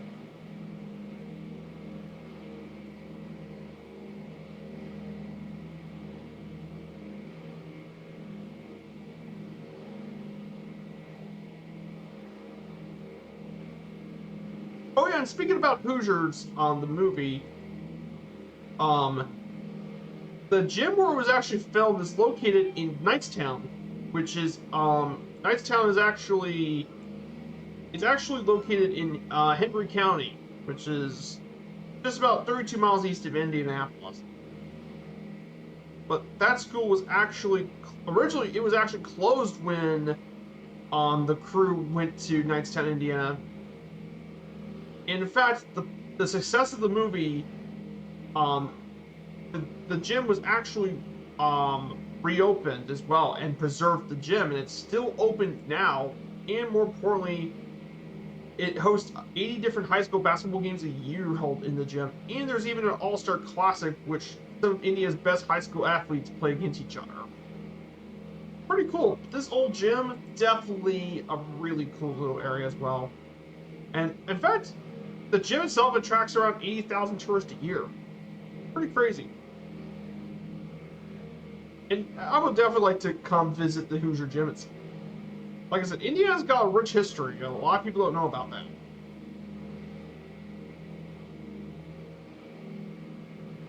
Yeah, very, very. Breaking Away is another. It's a fun. Oh yeah, Breaking Away is another one too.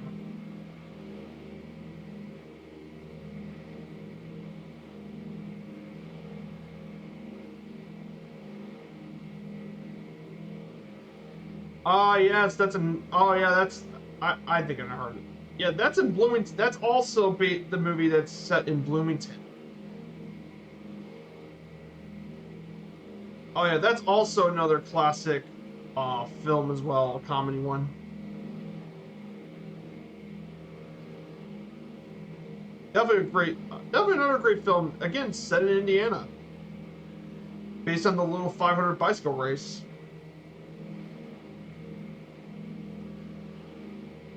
Definitely another great film that's set in the state of Indiana. Like, Indiana definitely has some really cool films within the state.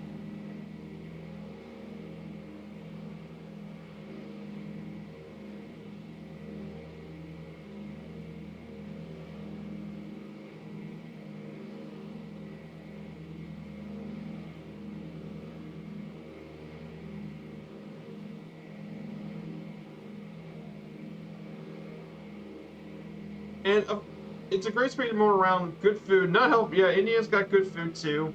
And I've never been to the War Memorial, but I have been around quite a few places in Indianapolis. I've been to the Motor Speedway, which is up in around Indianapolis. I went to the Motor Speedway. I still need to come back to it because a lot of things have happened since the last time I've been up to the Motor Speedway in Indianapolis. I mean, it's definitely one of the meccas of racing. I went to the world's largest children's museum, all the way in Indianapolis. Has a massive children's museum. That's when I was younger. But then there's the Indianapolis Zoo, which I visited as well. And of course, recently I visited Lucas Oil Stadium, which was the Colts' home stadium, which is still a very nice venue to watch football. American football, at least. I still need to, like I said, I do need to visit the War Memorial. That's definitely one. and museum. That would be one area I would like to visit. And maybe go watch the Pacers play for a bit. I haven't watched an Indiana Pacers game. I need to go check them out.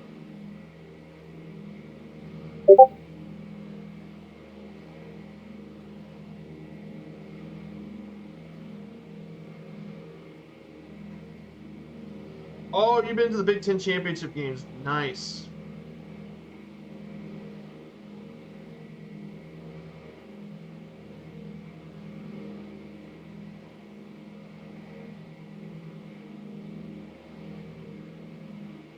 Yeah. Like I said, there's way more of Indiana I still need to visit.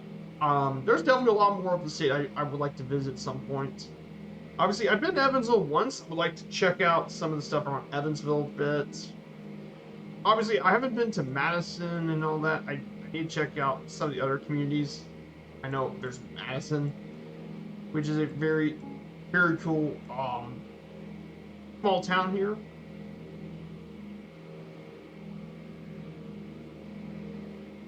There's Bloomington. There's all sorts of really cool little places around my state. I still would like to visit. And obviously, I also don't live far from Kentucky, so I also do check into Kentucky every once in a while. I've been around my home area, Louisville. Got to visit nearly every major place in the city, like the Louisville Zoo, obviously Churchill Downs, that's home of the world famous Derby, the University of Louisville, and of course all the museums around here in Museum Row. Mainly the Slugger Museum in the Muhammad Ali Center. There's still a little bit more away to visit about Kentucky. There's Owensboro, which is famous for all of its barbecue. The barbecue is where it's very famous in Owensboro for their own barbecue. There's Bowling Green, which has got the Corvette Museum. Corvette Museum is very, very famous. Like I said, my local area, there's quite a bit of things to do. It's just a bit of a drive. Okay, I think we're about almost ready to make our turn here. Hey, good to see Raleigh Mall. Yeah, Kentucky's also got a very rich history of its own. Speaking about history, check out my good friend Raleigh Mall 9. He does a lot of Australian aviation history on his streams. I hope you're doing great, Raleigh Mall. Yeah, Kentucky is is also rich in its own history as well. I flew over Kentucky before I did the Indiana flight. I actually flew over Kentucky because that was the Derby. But yeah, Kentucky is another place with a lot of history as well. It was the 15th state, and it's rich in its own history, mainly with its history with horse racing, its struggles between being a southern and northern state, as well as being a major part of some very famous people living in the state of Kentucky. But Kentucky's got its own unique culture compared to a lot of the other Midwest and southern states. It's a mix between the South and the North.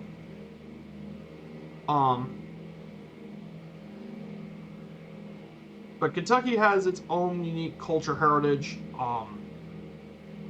Around my home city of Louisville, it's got tons of Victorian buildings all over old Louisville. And of course, I mean,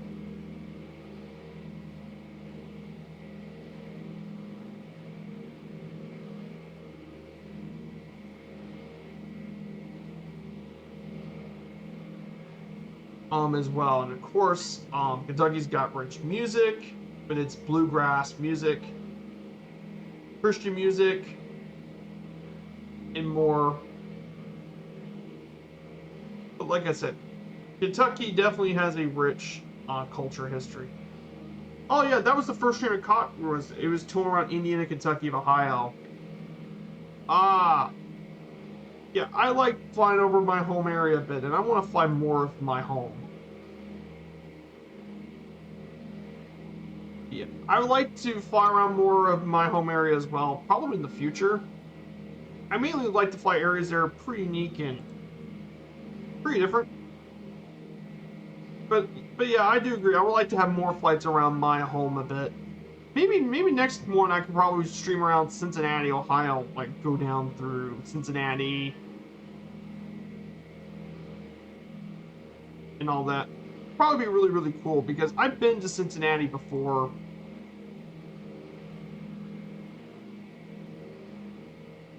That ain't.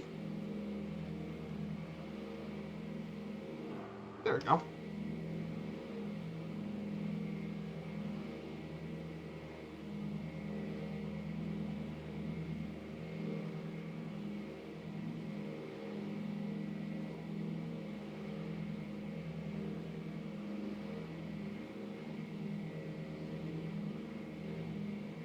I like that.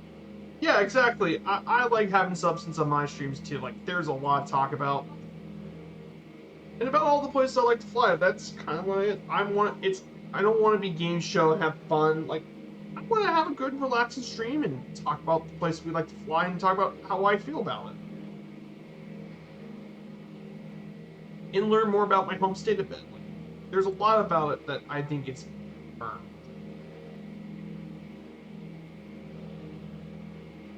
So we're about just over the halfway point of the flight. So right here, so let's take a look outside for a bit.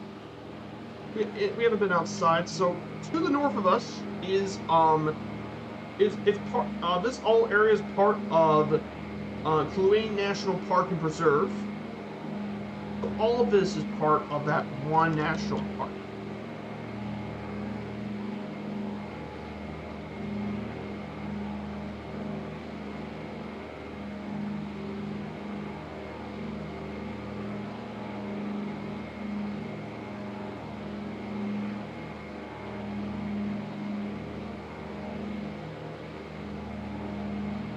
Now, even though we're in Alaska, this national park is actually contained much of the territory in Canada. But on the Canadian side is Kluane National Park, and that's home to Canada's tallest peak, Mount Logan.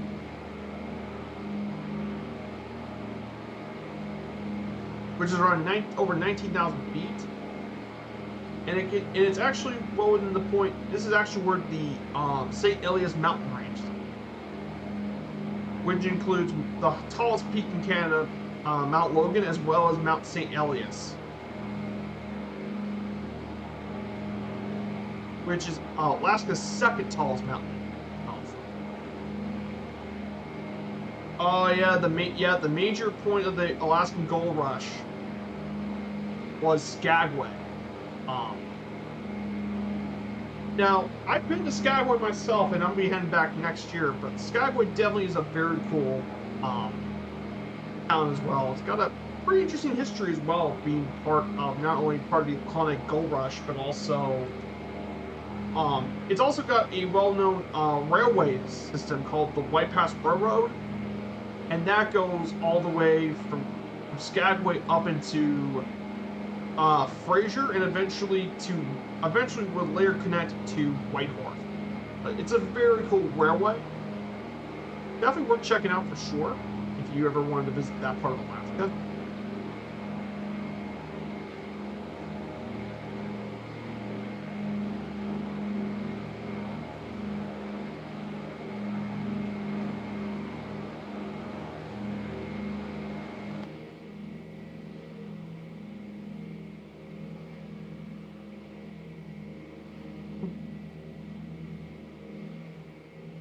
But a very, very cool little tour around Skagway.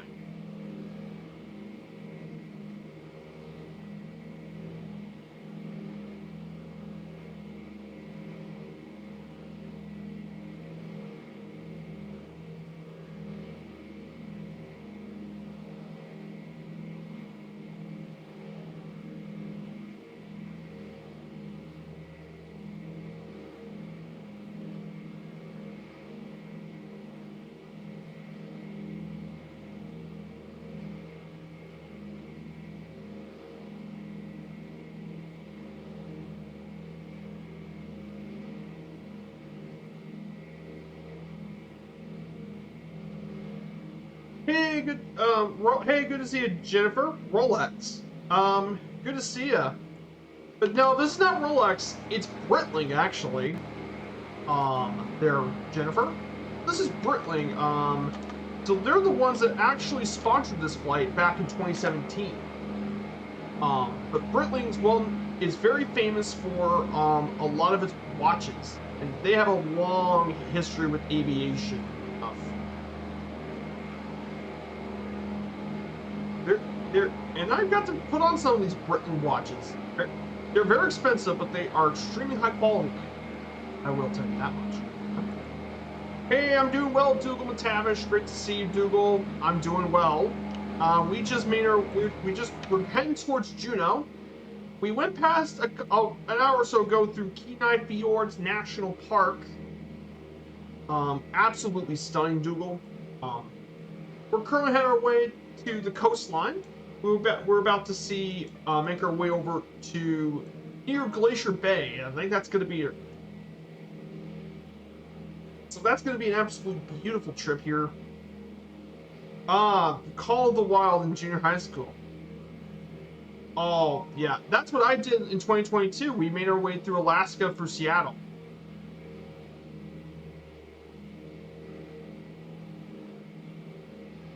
Oh, yeah. The Inside Passage is absolutely beautiful. And my mom said this was actually the favorite cruise she's done so far, is going through that part of Alaska. And next year, Captain Timothy, I'm going to be doing a 14-day trip to Alaska, which would be the ultimate Alaska cruise.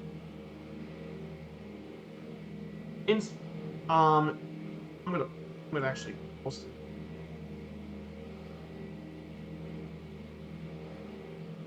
How's the fuel burn in the DC-3? The fuel burn's not doing too bad. I set it to auto lean, and you still got 37% left in the tank, 75 gallons left in the tank of the main tanks left. I set it to auto lean, so the fuel burn's doing pretty good. We might change tanks just a little bit later on the trip, but the fuel burn's doing pretty decent once you put it on lean.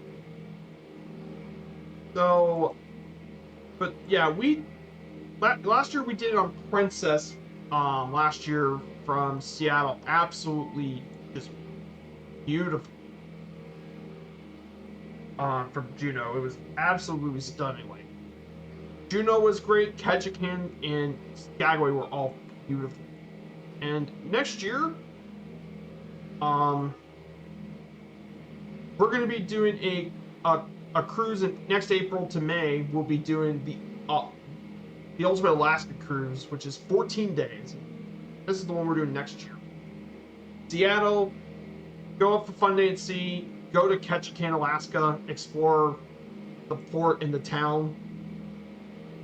Then, of course, Juneau, Alaska, and I've already got the reservation for the floatplane flight for Juneau for next year. We've already got tickets for it now, so we got that booked. So that's the one thing I've been wanting to do in Alaska, is the seaplane flight. Now it's got booked. Then visit Skagway. Then visit a new port, Icy Street Point, which is a new port I haven't visited yet. That would be really, really exciting.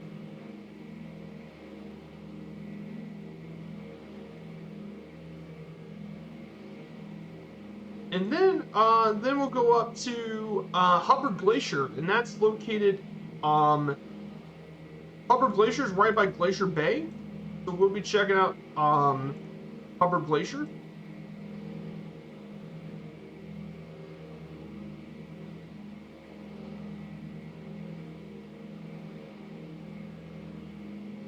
And that's located at Wrangell National Park, but Hubbard Glacier,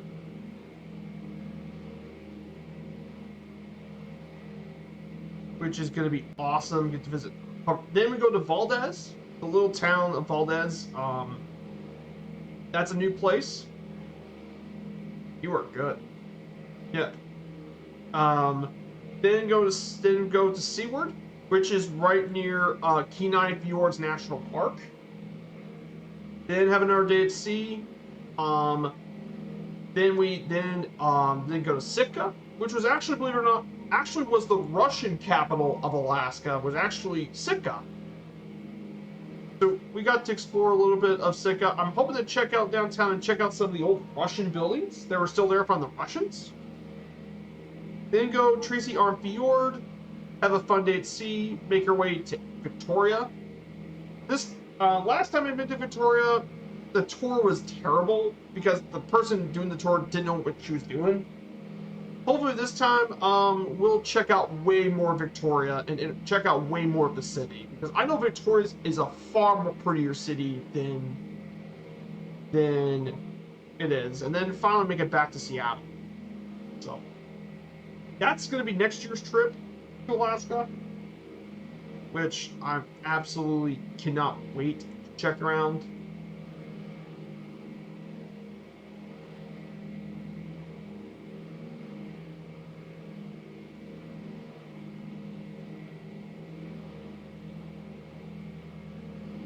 Yeah, I can't wait to get back to Alaska again.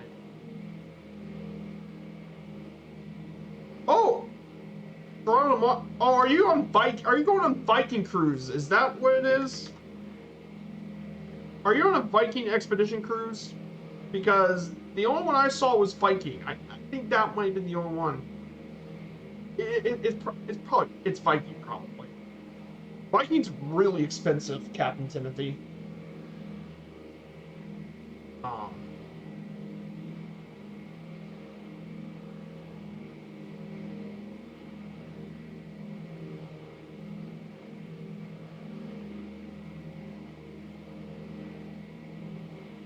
Yes, though I hate. Oh, you don't like Viking.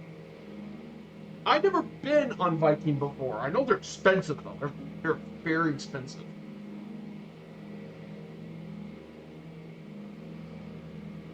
Toronto to Milwaukee.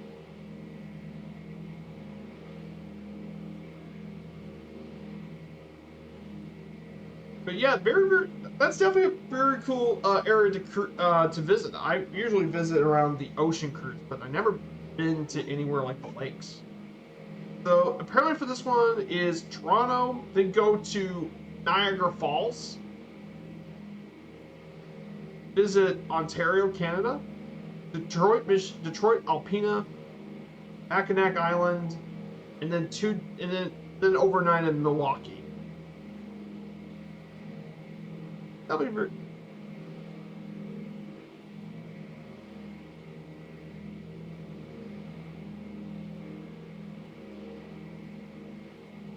Oh, you generally use scenic cruise lines. Ah, got it.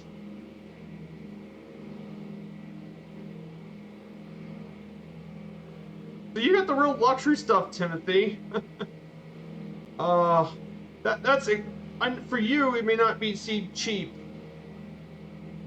The cruise I go to is not even expense is like mine. If you're thinking if Viking's cheap, then the stuff I go to is like low tier cheap in comparison.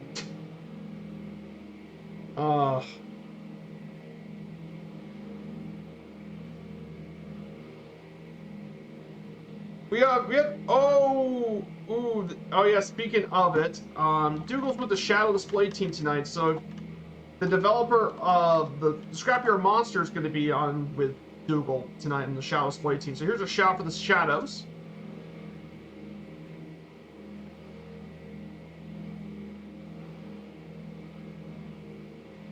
Oh, since I retired from the airline, you're doing my own brand traveling. Nice.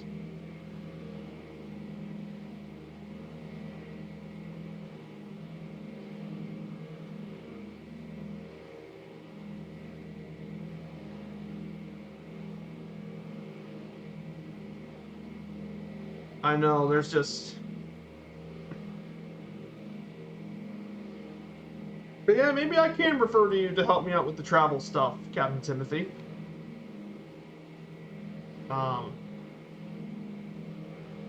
Oh yeah, they are a nice group of guys. The Shadows are very, very nice. Shadows are awesome. They do a lot of good, really cool streams as well. And I've been knowing them for a long, long time. It is absolutely, that is a beautiful picture. We try. Oh, for sure, but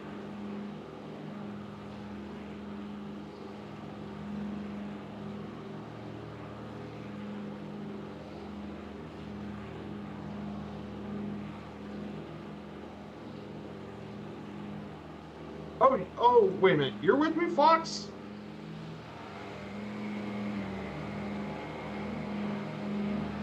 Oh, you were with me. Oh my gosh, I didn't see. I saw your picture, Fox. Didn't realize you were behind. I didn't know where you were at. Yes, you're here. Oh yeah, in the oh yeah, in the caribou. That's a. Or yeah. Oh, trust me, formation flying's not easy. Captain Timothy. In fact, doing a lot of flying up there. I tried formation flying on my own way back when, and trust me, that's not easy. I can't.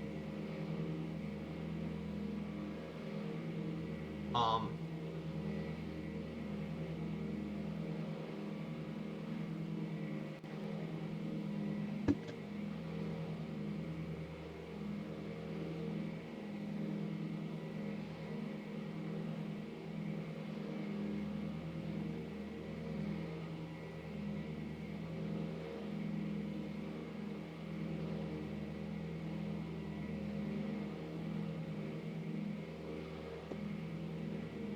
mm, very,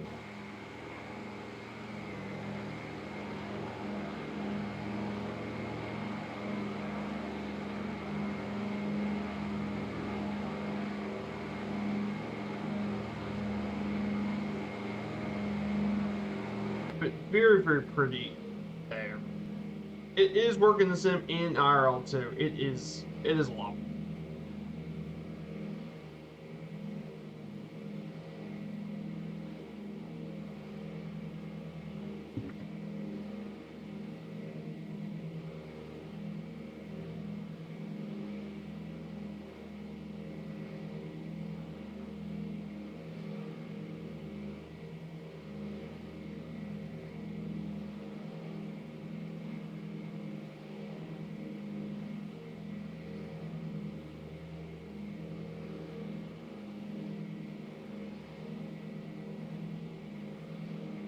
Oh yeah, yeah. Flying DC-3 isn't easy either, especially an older DC-3 is not easy either because, like I said, the older DC-3 here, I have gyro pilots and all that. Like I'm flying this really stably right now, at 167 knots. Like the gyro pilot isn't easy either. Flying it manually would be much more difficult.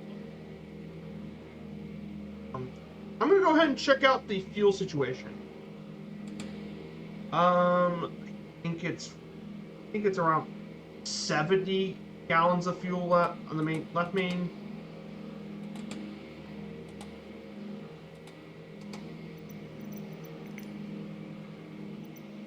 It says 64. Okay. It's hard to read with the gauge. It's around 65 gallons. So I still got enough for most of the flight left to go. Um, but yeah, that's where we're doing quite well, on the tanks.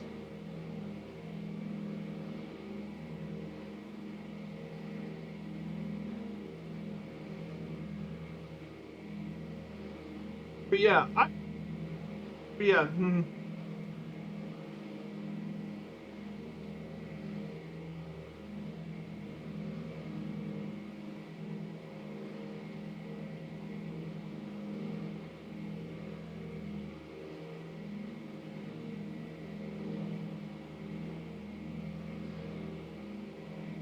um, so yeah, I was looking at some interesting stuff as well.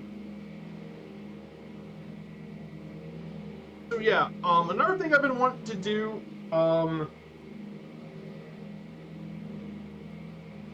so so for other stuff I'm waiting for Flight Sim, I know that Pilot's gonna bring out the Dash 7 soon, so Pilots released their teaser video for the Dash 7 about a day or so ago. And it definitely looks awesome to fly.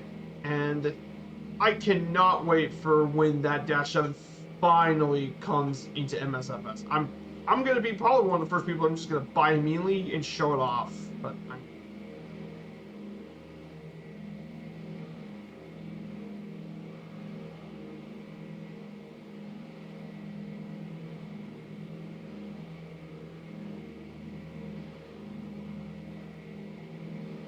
yeah, the Dash 7 video looks very, very cool.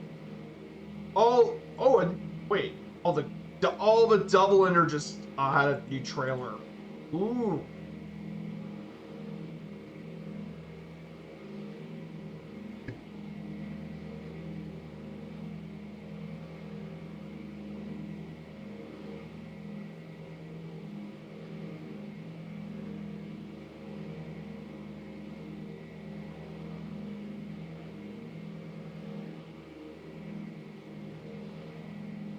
Oh, you flew professionally the 727, the 747-200, 747-400, the 75, 767, and 777. Oh, that's really. Those are all Boeing planes. That is really, really. I'm hoping. I know that coming to the sim, I know there's definitely some really cool planes for those. Like there's someone's gonna make the 727 come out in the sim. I know the 747-400 is going to come out eventually from PANC-PAJN. Then Bluebird's coming out with both the 757, which is going to come out just late this year, and then the 767 maybe for them for next year for Bluebird, and then the 777 is PANC-PAJN's next project. So I can't wait to see those planes come in the sim. I'm a big Boeing fan myself. Oh yeah, the Dash 7. You flew on a Dash 7. Very, very nicely. The Dash 7 has been one of my most anticipated add-ons because SimWorks Studios worked on this plane, worked with a lot of the systems and stuff, and I know how good SimWorks Studios has been for a lot of their products. So yeah, I really want the Dash 7 as well. Such a really cool plane. It's basically, I mean, it looks similar to the Dash 8, which is actually the younger brother of this plane, which is the Dash 8. But basically, it's either a 4-engine twin otter or a 4-engine version, or the 4-engine older brother of the Dash. But a very, very cool plane. I'm very, very excited. That is, I do agree, Timothy. That's an awesome list of planes. Like I said, of that list, I am by far the most excited for the 7.5 and the 777. Those are the planes I want to see because 757 may just be my favorite Boeing they ever made. I mean, like the performance on that 757 is awesome. Despite being such a long plane, this thing is so powerful that this thing could take off at surprisingly short airfields, despite the thing's long length in weight compared to a 7.3. It's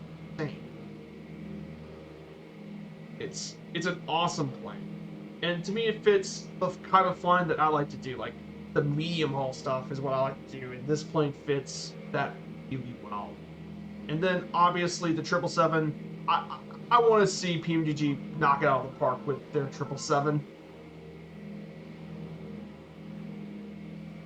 Because, like I said, we needed a really good long-haul airliner in the sim. Like it's been like we have really great short, medium-haul airliners in the sim. We have obviously the PANC-PAJN Z3, Phoenix A320, the Just Flight 146, and then coming out is their Fokker Friendship. That's going to be we got some really good short-haul planes and medium-haul stuff. And then I know the Latin VFR planes, I know they may not be nearly the level of the Phoenix or the PANC-PAJN, but that's also a very solid plane as well. And of course, there's the fly-by-wire for free, but we definitely needed the long-haul stuff. So yeah, those are the two airliners of those lists I'm most excited. And I know I do like the 7.5. It's just such a great plane. I get why Boeing didn't make a new version of the 757 because apparently, from what I heard, the manufacturing of the 757 was kind of different compared to the other Boeings. But man, Man, if they manage to find a way to add a new version, like with a new engine or something that's more efficient, I mean, then this thing could easily compete with the Airbus A321, mainly the XLR. That would be the big thing. What could have been?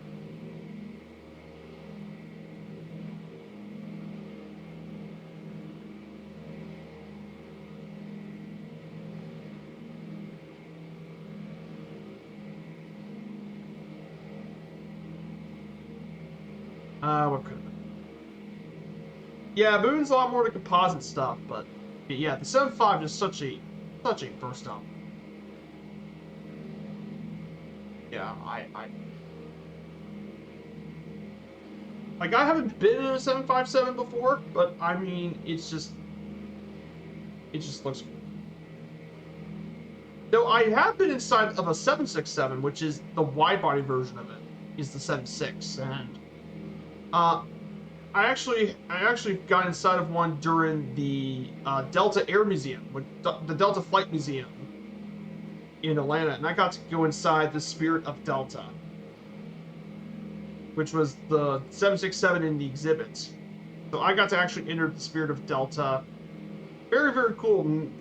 Uh, that was the first time I've ever been into a wide-body plane. Was the Spirit of Delta. Very, very cool.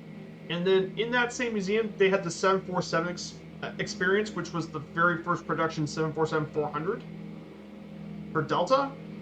And it's just crazy just how big that 7.4 is.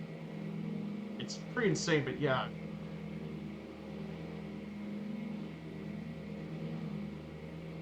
But yeah, very, very cool. But like I said, it's really cool to visit somewhere that is got civil aviation stuff.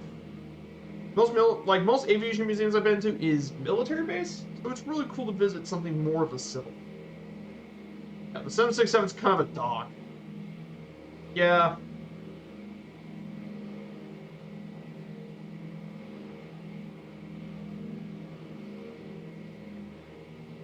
Yeah, it was not for Delta. It was correct. That is very much correct there, Captivity. That was for Northwest Airlines. However, it became part of Delta when Northwest Airlines merged with them in 2009. And then it became Delta. That's what it was. But yeah, it's a very, very cool little.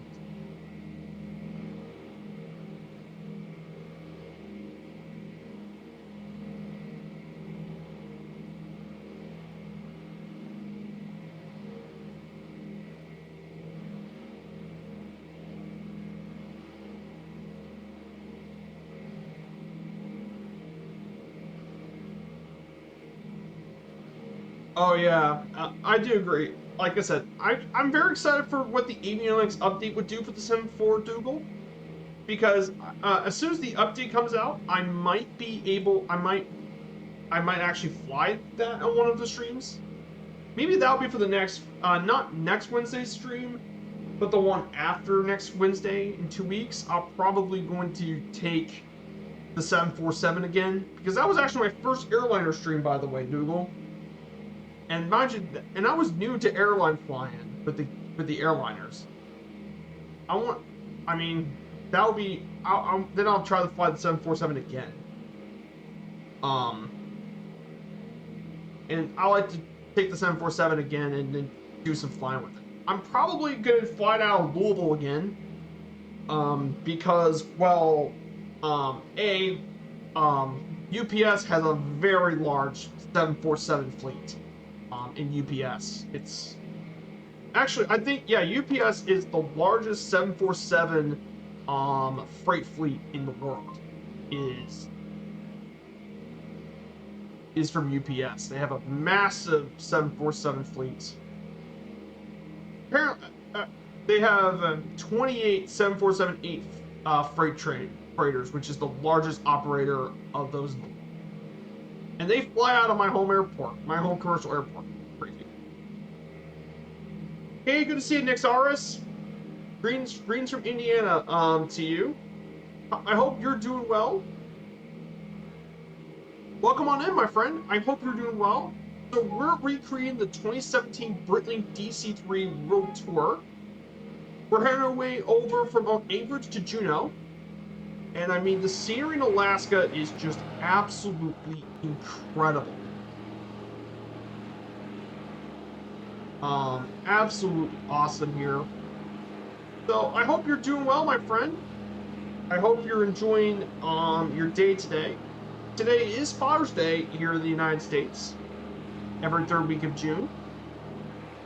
So yeah, I hope you're all doing really, really well.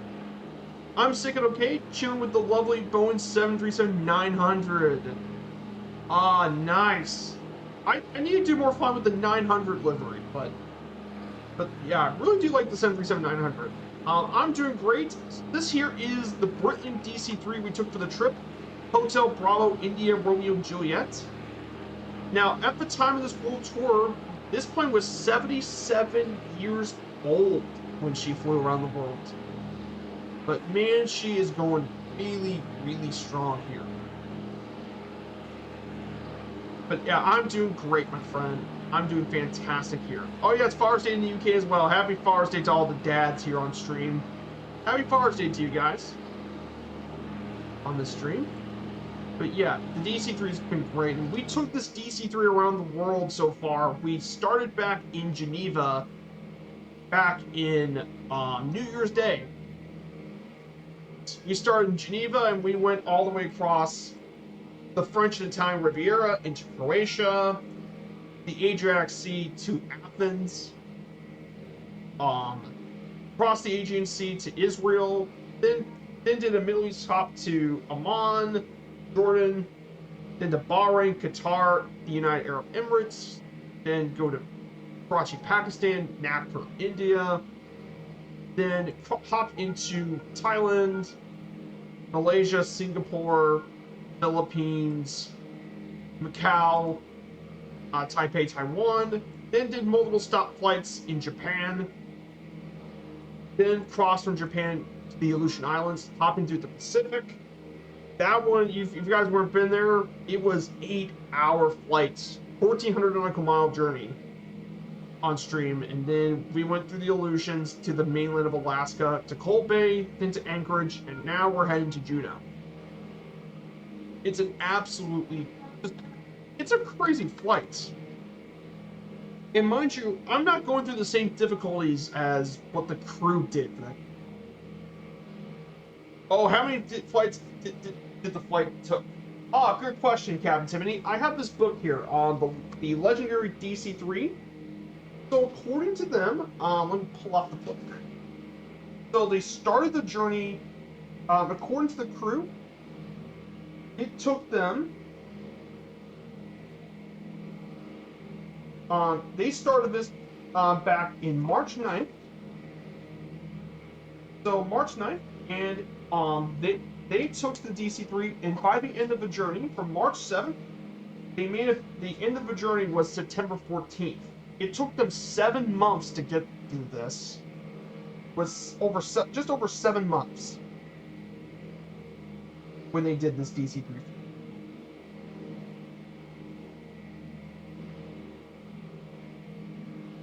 Which is pretty insane to think about it. 7 months they had to fly through it, but they had to watch the weather. And obviously, with this being a 77-year-old DC-3, they had to do lots of maintenance stuff, and even add a new separate fuel system to make sure they get across those longer flights. Mainly the one crossing the Pacific, but it's crazy to think about. Oh yeah, definitely for sure. Oh, it is also, and I'm going to talk to Nick Mars for a sec. But yeah, everything's really nice here in Indiana too. The weather's perfect today for some good old steaks on the grill. Got some pretty nice tender cuts.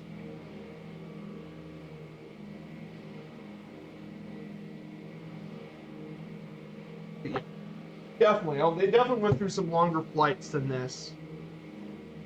Pretty much so, but this was a project that Francisco Giglio has actually been wanting to do since 2013. It took him a couple of years, but thankfully though, Breitling allowed him to do the flight in 2017, and thank goodness for it. because it's not every day you get to see a plane as historic as a DC-3 go around the world.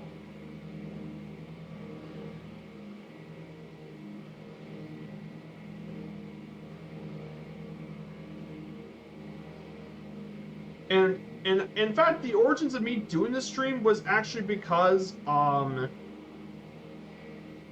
the DC-3 was coming to MSFS, I wanted to do an around the world trip for a while, but then when I saw that the DC-3 was coming out to Flight Sim, I wanted to do some research about flights around the world. And then I found what Breitling did, so that's why I decided I want to do it. Do something with the DC-3. Celebrates inclusion into the 40th anniversary edition for MSFS, and why not? And the rest is history. Oh, that's why I've been wanting to do this here quite a bit.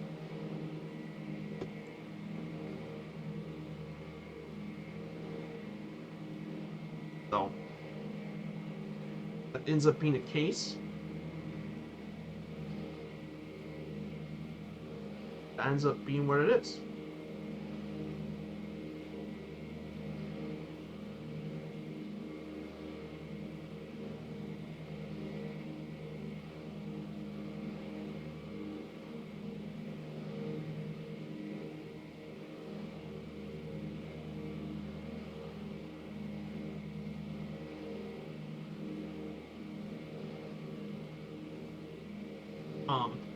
That's probably it. But yeah, I also still want to fly the Dreamliner as well, so I actually might want to do some flights with both the 7.4 and the Dreamliner for the avionics update in probably the coming weeks after the FX Expo trip. But I'll be checking out those planes as well. I want to see how they fly because I actually have quite a long experience flying both the 7.4 and the 787 from the base sim, so I probably want to do some more flight testing from that because I got plenty of hours of experience to see how they are. Of course, they may not match to what the third-party mods have been doing for add-ons for it, but I just want to see how they compare to previously. So.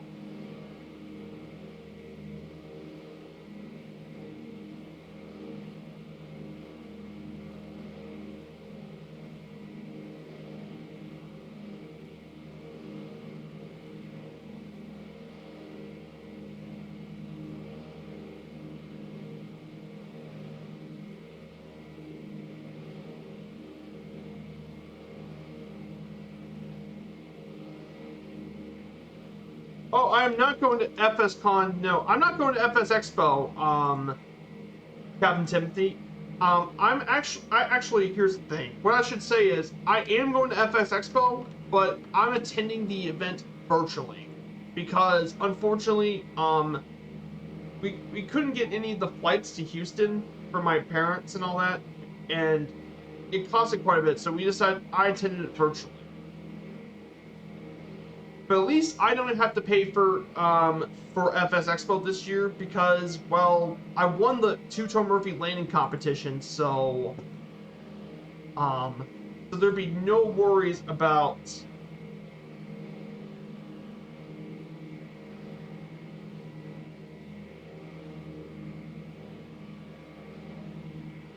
but oh, how close are you? Hey, it's Hyphon, so if you want to know how close we are to the destination, we are 220 nautical miles away from Juneau. So we are not very far off of Juneau at all. So we're actually getting pretty close. We're about just an hour away from making our way there. Yeah, and here's the thing about that landing competition too, Timothy. I actually won all 5 of the there was 5 different competitions for each of them. They're like 5 different challenges, and I won all of them. I was the top one in every one of those landing challenges. I kid you not. So not only did I get free FS Expo, I also now have I also have a lifetime membership to Flight Sim Association, the FSA. So I have all their lifetime stuff. So I have all the benefits from Flight Sim Association.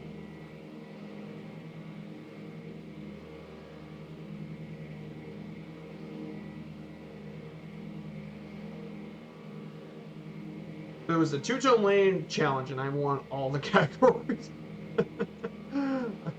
Yeah, I remember that. That was like, there was a lot of practice and stuff. Trust me, the lanes, and mind you, they weren't the ones from the sim. They were the ones Murph and his crew created. So,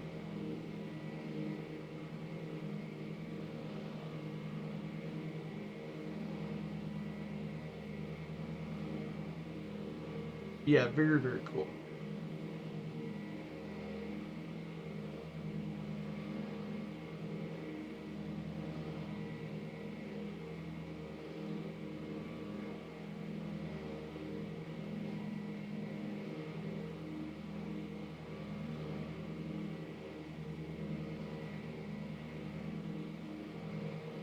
Yeah, very, very cool. Yeah. So right over here to our left, this is Yakutat, to there. Now, if you notice to our left, if you see Yakutat Bay, well, in that bay is actually where Hubbard Glacier is located at. This glacier is actually among the largest glaciers in the United States. It's Big O Hubbard Glacier.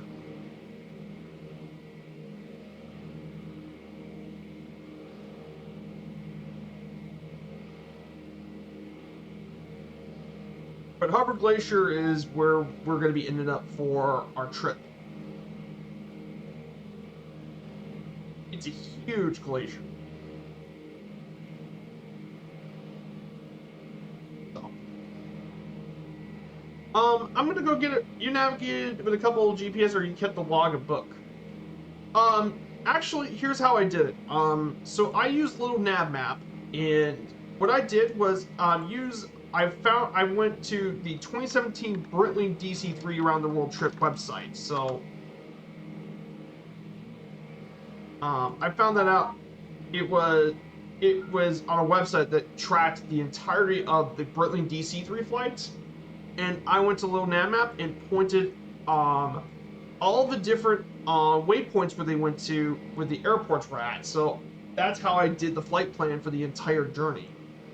Was they had their tracking from the GPS sort of stuff. So I basically went to it as close as I could to track their flight plan, and just put all the points. For example, let me show you.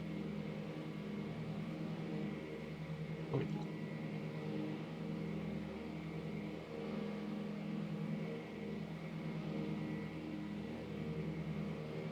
this one. I was on this website.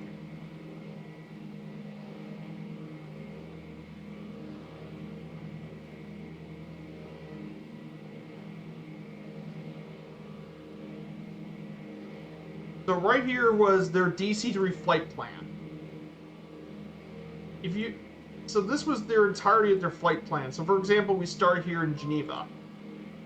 So I went down, copied that part of the flight plan, went through here, all this. So that is how I got. How are you flying it? Well, I'm flying it based off the book. Right here. So I'm flying it based off the book.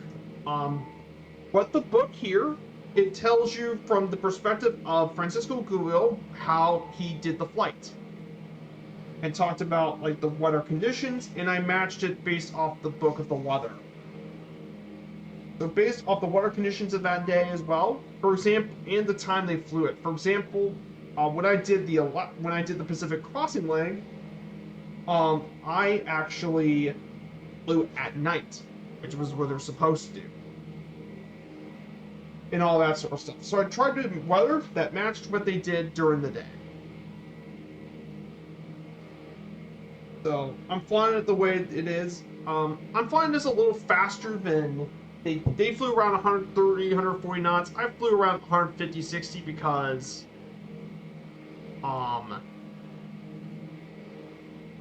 around that sort of stuff. I'm flying where the normal DC-3 cruising speed's at for me. but I try to keep the trip like that. So that's how it comes. Yeah, good question though.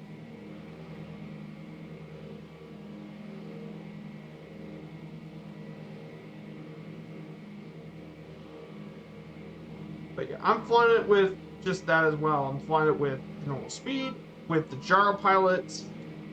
Now, the DC-3 they flew was actually retrofit with more modern avionics, but actually, and I was actually supposed to fly the retrofit version because that actually matched what they flew. Only issue was when the livery for this was made back when it was still active. Um, it was only on the classic version, so I had to adjust with this. Okay, I'm technically using Dead Reckoning on this. Is Dead Reckoning. Um, I'm using Dead Reckoning for this just because when they did the flight, they would use GPS and all that. They use GPS for their flights, but since there's no real way I could actually do this with a GPS, and obviously I'm using Dead Reckoning, so that is a good question, Captain Timothy. Yeah, I'm using Dead Reckoning for this.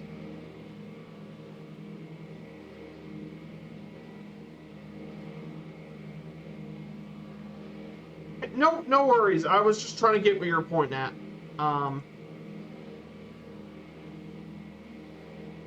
But yeah, you make a really good point though.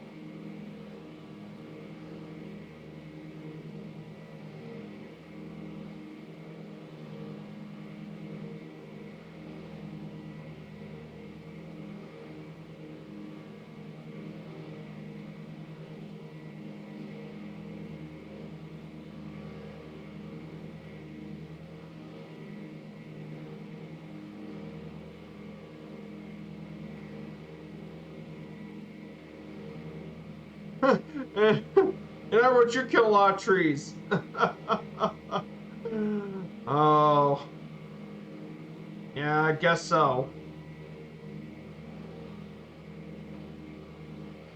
I'll be back in just 1 second. I gotta refill my drink. So I'll be right back. I'll just leave it. I'll just leave it to. I'll let you guys check the beautiful scenery here. This part of the land. Got it.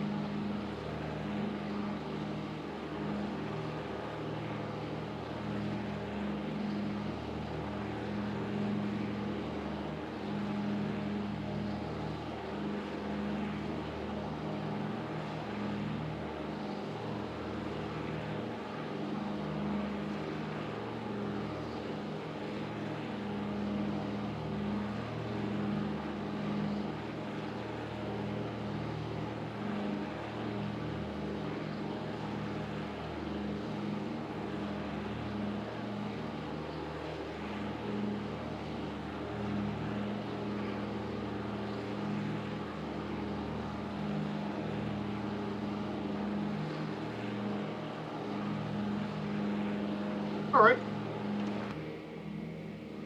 So yeah, I'm back. So just had a quick refill. So we're just about 109 nautical miles away from making our way to Juneau. So, man, it's just what a sight today.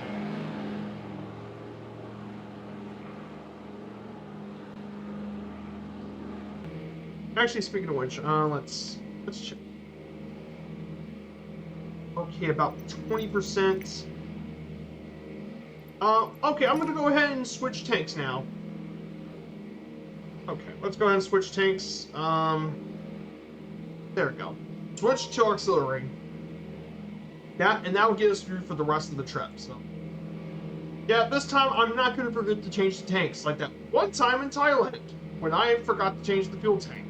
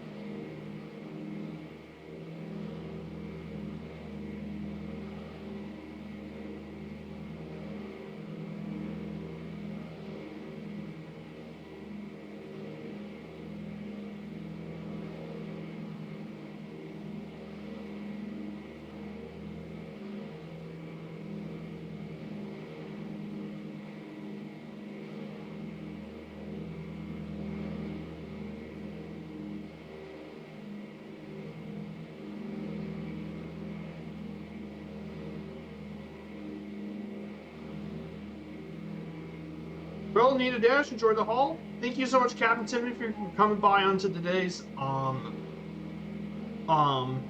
stream here today. Thank you so much, Captain Timothy. I hope to see you again soon, my friend. Take care and have a great rest of your day. So, yeah, we're about to nearly head to Glacier Bay National Park. It's coming up pretty soon.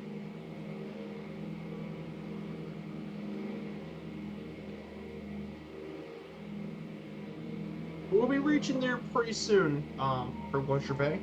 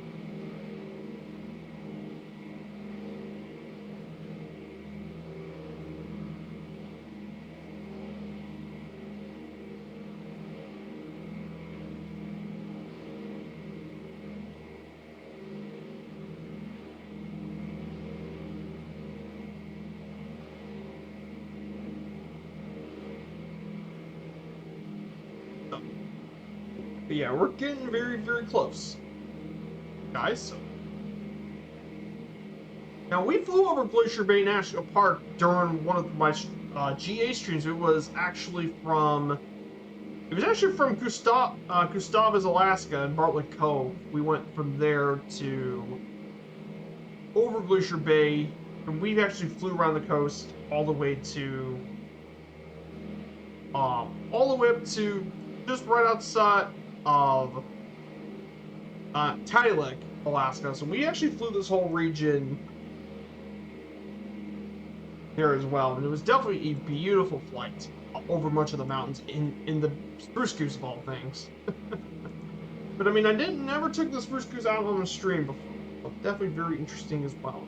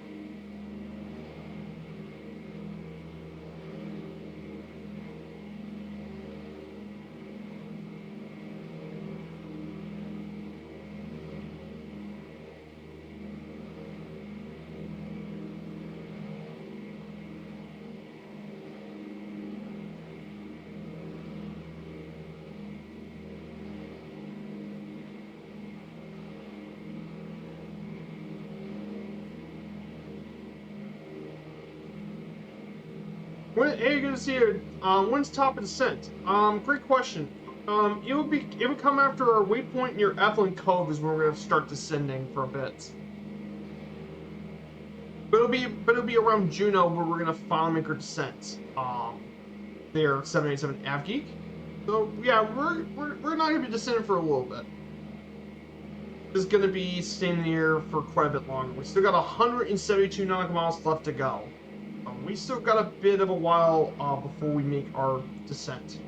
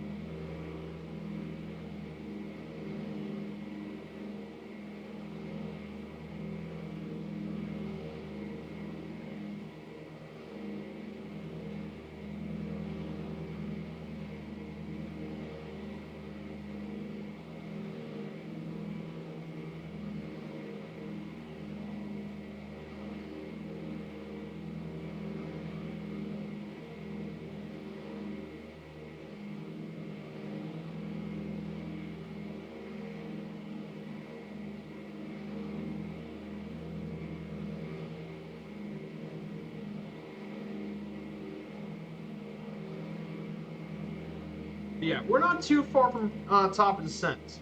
Not at all.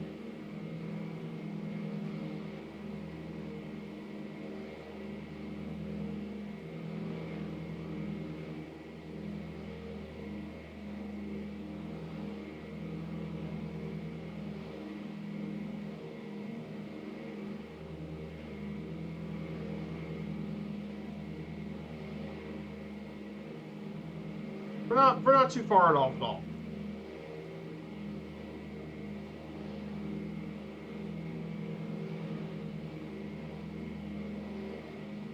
So we're gonna be heading to Glacier Bay very short. Not for too much longer, but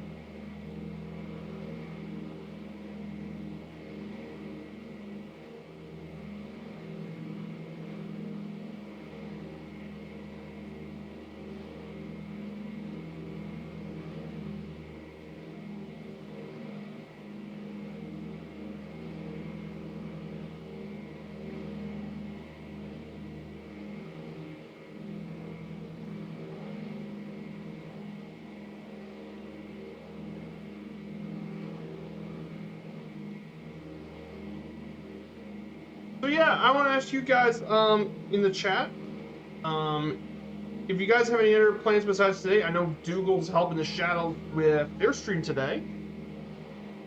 For me, there's gonna be some new achievements to do for FS Hub, so I'm gonna be after I get done, I'm probably gonna complete some of their new achievements. from the NOTAMs. So they brought in achievements for the cargo run, the carry gold cargo run.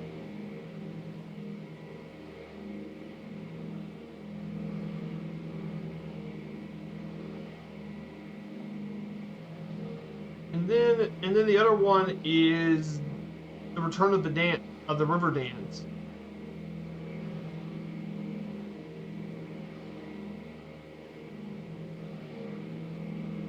So I'll be doing those today once I get done with the stream.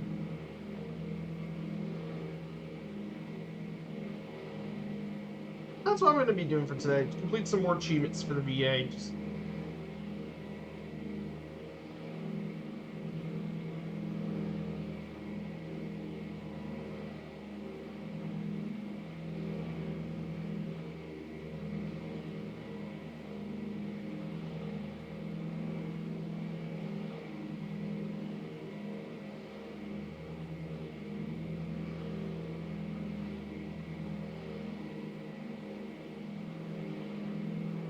man, look at the mountains here to the west. Mount Meriwether. Mount Fairweather's up here. That's the tallest point in the Glacier Bay National Park.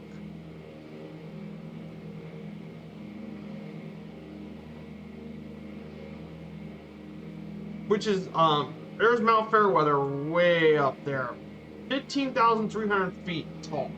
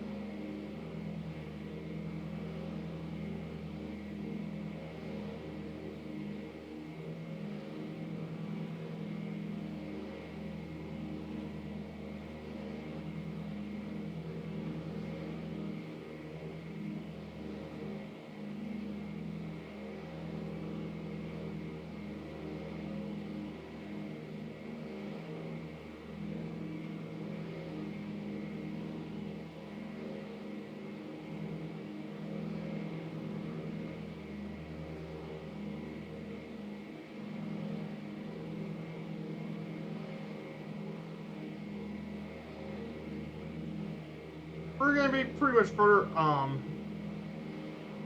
We'll be flying by Glacier Bay pretty soon, so we'll just keep.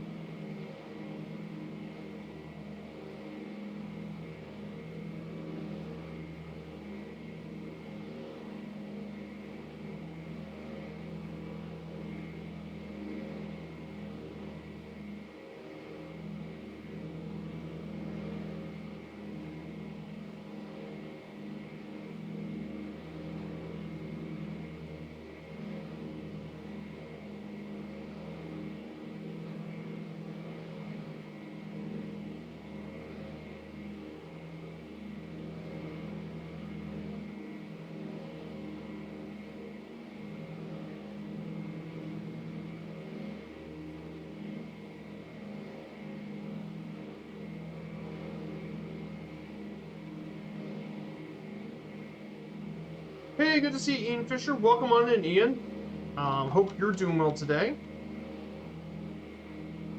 Here you go, my friend. So we're about to make our way to Juneau today.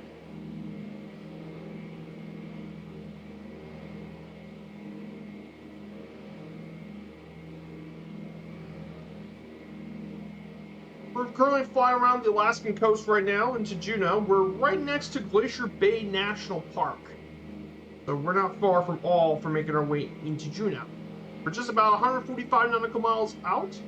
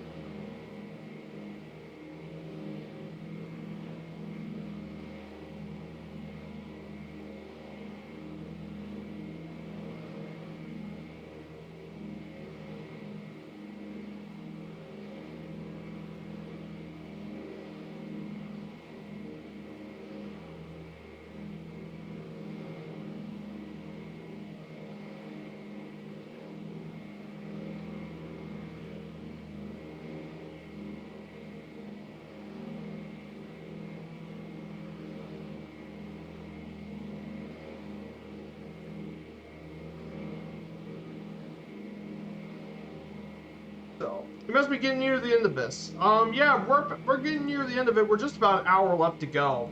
Just a little under an hour.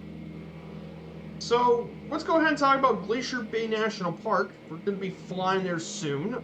Glacier Bay National Park was a national monument in 1925, but it became even more so established in December 2nd, 1980 as a national park. It's actually a UNESCO World Heritage Site as well.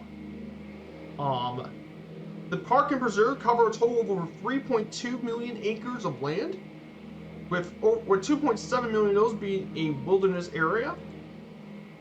The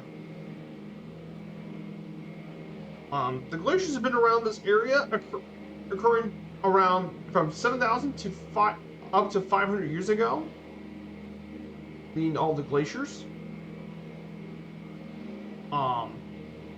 This area is part of the St. Elias mountain range, and it contains the highest peak of the national park. Mount Fairweather, at around 15,300 feet, is the tallest peak in the park. It also features icy, which goes through the icy strait, the Canada-United States border.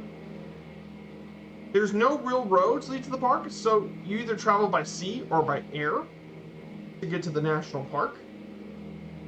But despite the lack of roads, from 2012 to 2021, an average of around 443,000 recreational visitors visited the park from that time.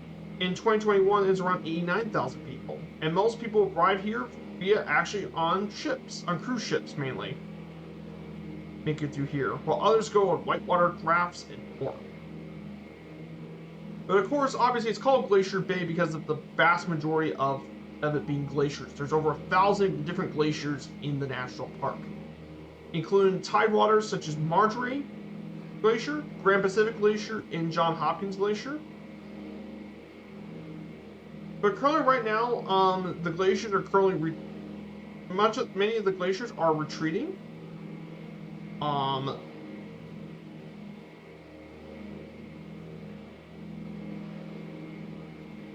But of course, you can also find some animals living in the national park. Both brown and black bear species make their home here, as well as the timber wolf, coyote, moose, black-tailed deer, and more live up here. It's also home to some marine mammal species like the sea otter, harbor seal, orca, and humpback whales, home here in the national park. You must be getting near this. In the whole trip? Oh, trust me, we still got a long ways to go, Ian. Now, I calculated the legs of a journey, and, um, um,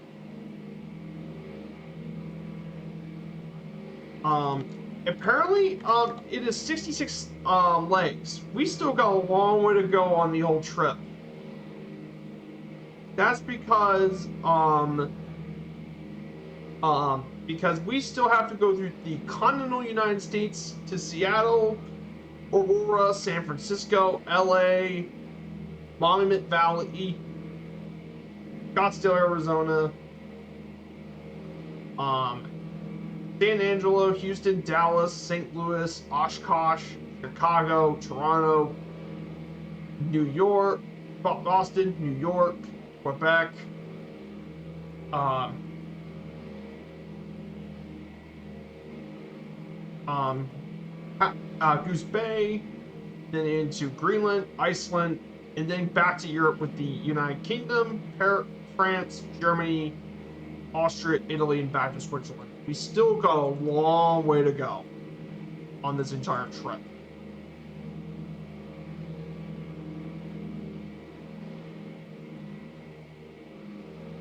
But yeah, we still got a long way to go. The whole trip is still a long way to go.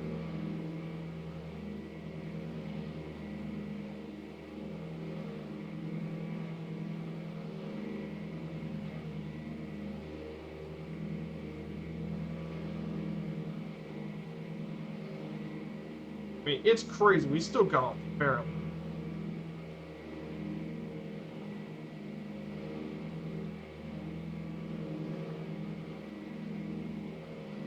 It's still got a long way to go.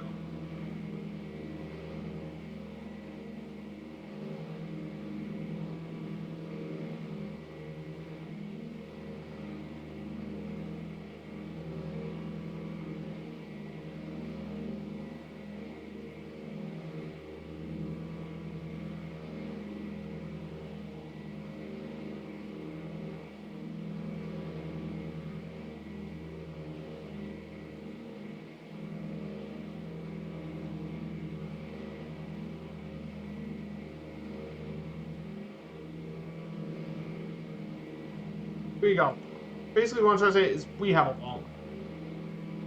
We still have to go back, like I said, go through the continental United States, into Canada, and then cross the Atlantic via Greenland and Iceland back to mainland Europe.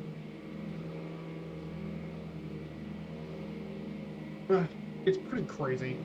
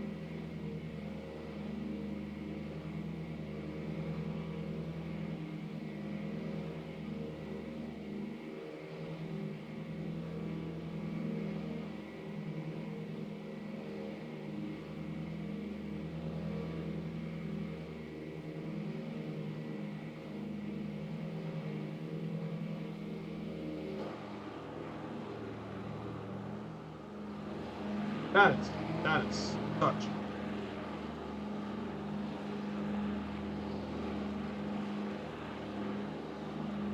That is so beautiful. Look at that. There's Mount Fairweather to our.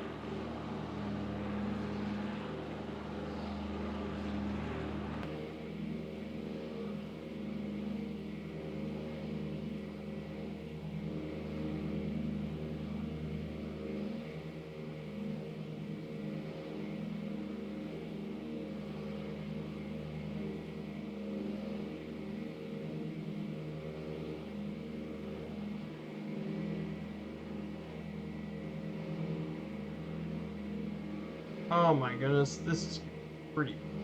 But yeah, next week, guys, is FX Expo. I hope you guys, if you guys are attending Expo, I hope you get in person. I hope you guys have a bunch of fun.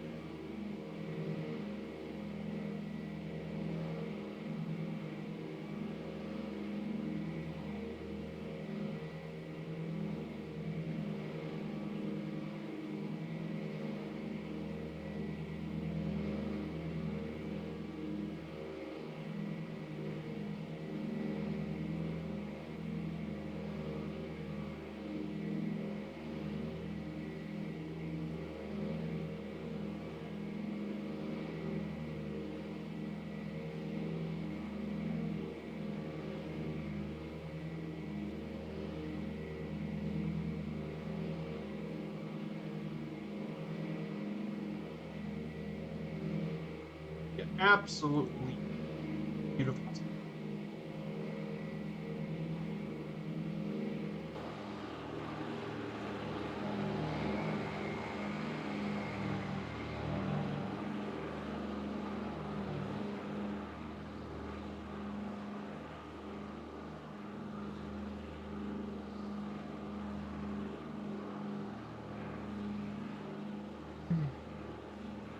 I mean, look at all this stuff, guys. I mean, this is insane.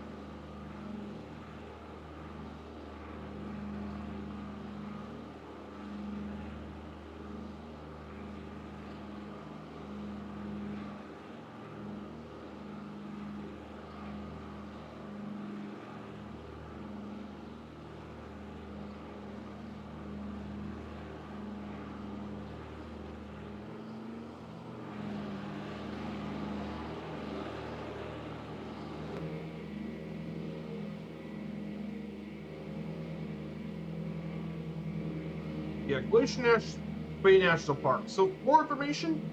A lot of people when they did visit Glacier Bay, they go on mainly the cruise ships because well because they can go through here, but mainly they go to the smaller boats to some of the more distant parks. But in the national park, there's a lot of activities, including hiking, camping, mountaineering, kayaking, rafting, fishing, and bird watching. However, unlike many national parks in Alaska, sustenance hunting is actually not allowed here, but only in the nature preserve. But in order to hunt and trap in the preserve, you have to require license and permits. And also, with bears being really common, campers and hunters should be aware of it and prepare to avoid conflicts with them. But people have been around this area for a long, long time, and it's actually part of a UNESCO World Heritage Park site. It's part of the Kluang, Wrangell St. Elias Glacier Bay, and Huts Shahinsi Alsek National Park System. I mean, it's a very beautiful area, part of Alaska. But definitely very, very pretty.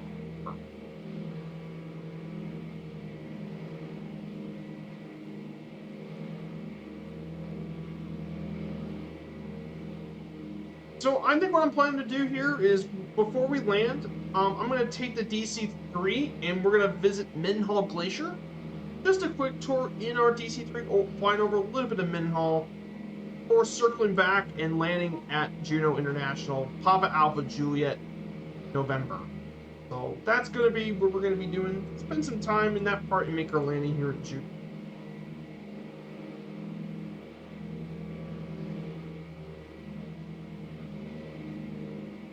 Yeah, definitely that's what we're going to be planning on doing for player half. I do appreciate all you guys sticking around for the stream today.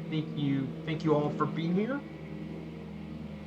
Um, very very happy to bring you guys on an amazing journey with all of you guys. It's a pleasure having you guys all here. Always.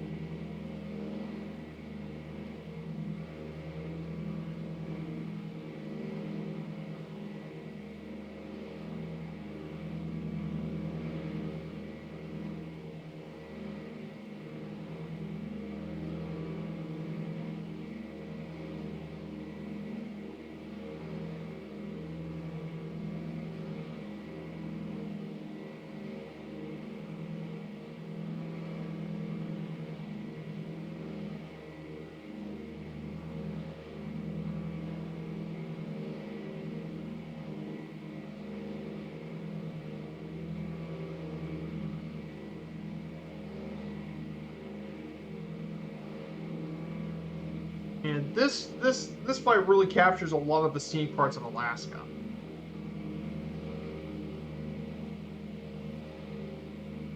For next Sunday's fight, we'll actually be going from Juneau down to Anchorage, down to Seattle, and we'll be flying through much of the Inside Passage at around 8,000, 9,000 feet. We'll be flying through much of Southeast Alaska and into Vancouver Island too. So we're gonna have some really pretty areas to fly around here. That one's going to be 837 nautical miles, so it's going to be a bit of a longer flight than today. But it'll be the time we finally cross over into the United States. So yeah, I cannot wait to show you guys that flight. That entire way down from Alaska is just absolutely stunning. I mean, you would certainly never get this in an airliner, obviously. If you're in an airliner, you'll be like really high up in the air. And you'll never see the beautiful landscapes.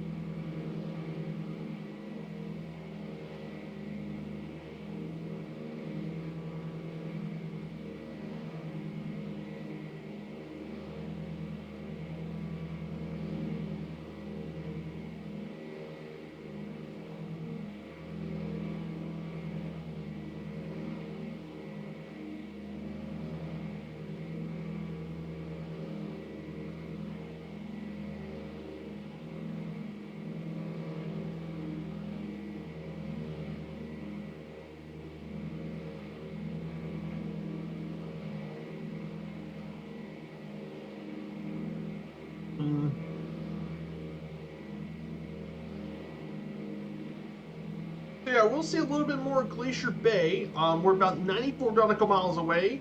So I'm actually going to go ahead and show you my slideshow slides for today. So we're going to talk about Juneau for a bit. So Juneau is actually Alaska's capital, believe it or not. It is actually one of Alaska's larger cities. Population is actually 32,000 people live in Juneau. But despite it not having many people, in terms of land area, Juneau is actually the second largest city in the country by land area. Only Sitka is bigger than Juneau. Its total area is around 8,000 square kilometers, or 3,254 square miles, which is massive, actually.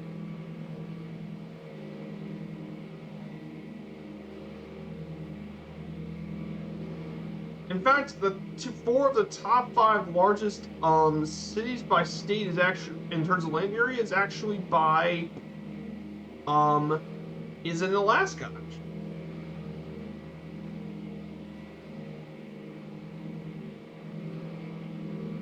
It's a massive land area. Juneau was the capital of Alaska in 1906, and it's unique among the state capitals for being the only one to not be connected by roads.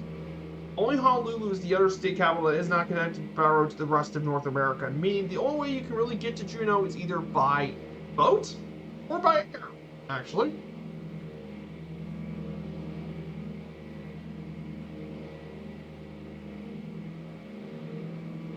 In fact, the area of Juneau is actually larger than both the states of Rhode Island and Delaware. Which is insane to think about, that Juneau is actually larger in area than those two United States. But Juneau's actually got a long history from the native tribes that have been around this area for 1,000 years, but the Europeans didn't come to Russia, and didn't come to this part of Alaska until the Russians came between 1784 and 1867. Though they didn't settle in the town. But the first people that actually came to Juneau was during the gold rush era in the 1880s and 90s. And the first person to make their way up to Juneau was when Sitka mine engineer George Pitts offered any local native that can lead into gold-bearing ore, and he sent Joe Juneau, who was actually a cousin of one of the co-founders of Milwaukee, the area, and he found gold in the area where Juneau was at. And it was renamed the city after him as a result. And Juneau became a major mining town during the early 20th century, and it was chosen as a capital during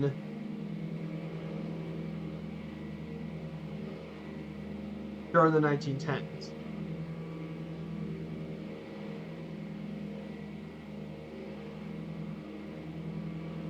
And it quickly grew even more so, with lots of ships and all that grew in, and made Juneau a very popular tourist destination.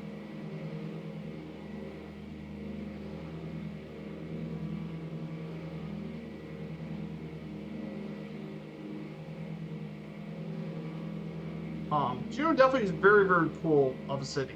Now, there have also been a lot of talks about moving the capital from Juneau, mainly to Anchorage, I believe.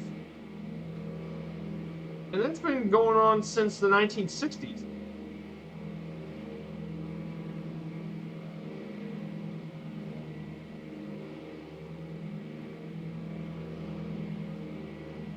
And this has been going on since the 60s, but people try to move the capital. But Juneau is a pretty cool town. It's got rich culture with its own music festival, arts, and more.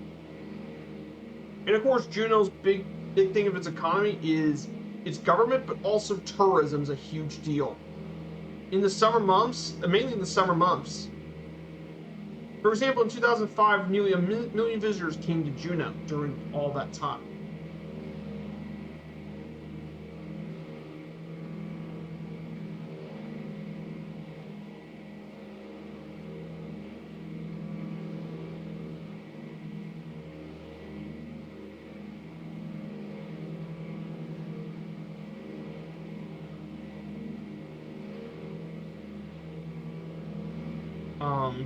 And some famous people from Juneau include Carlos Boozer, who's been a former major NBA player, the First Lady of educator and First Lady of Alaska, Neva Egan,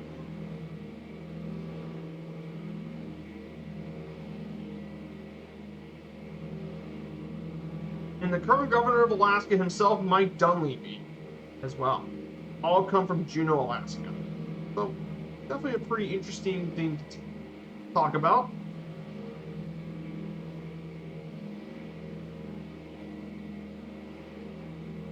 And then here are some sites and landmarks that are definitely worth checking out in Juneau. And some of these I have been to in real life. Obviously, I've been to Mendenhall Glacier in real life. 13-mile long glacier, and fed by one of the largest ice fields in America in Juneau, where you can visit the Glacier Visitor Center. There's also Tracy Arm Fjord, which is absolutely beautiful area, is Tracy Arm.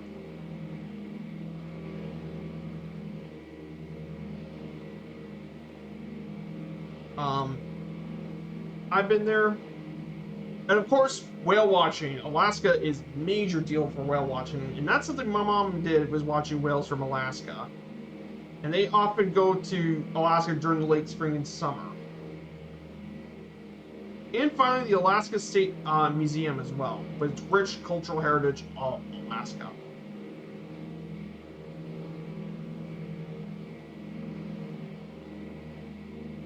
Now, I'm going to go ahead and find my pictures of Juneau up there on my...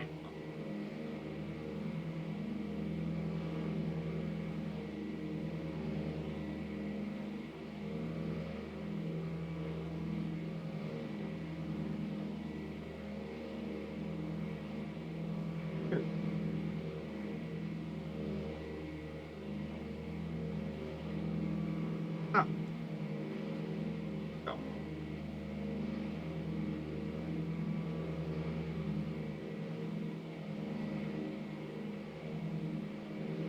Yeah, here's some pictures of Juneau, Alaska. So there's the port of Juneau.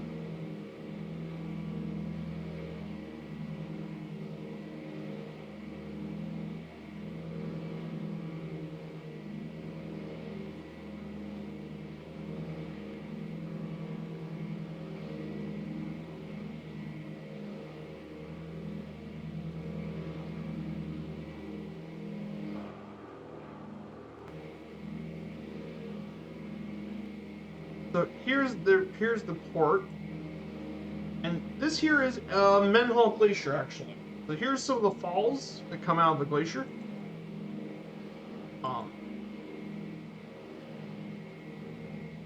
Yeah, there is Mendenhall Glacier, a place I've been to in real life.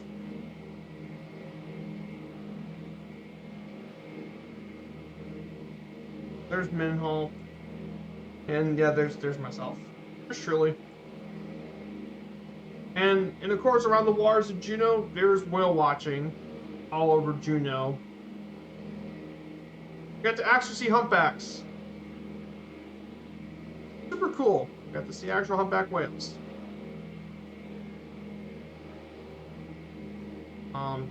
Just wanted to show you a little bit of my Alaska pictures as well.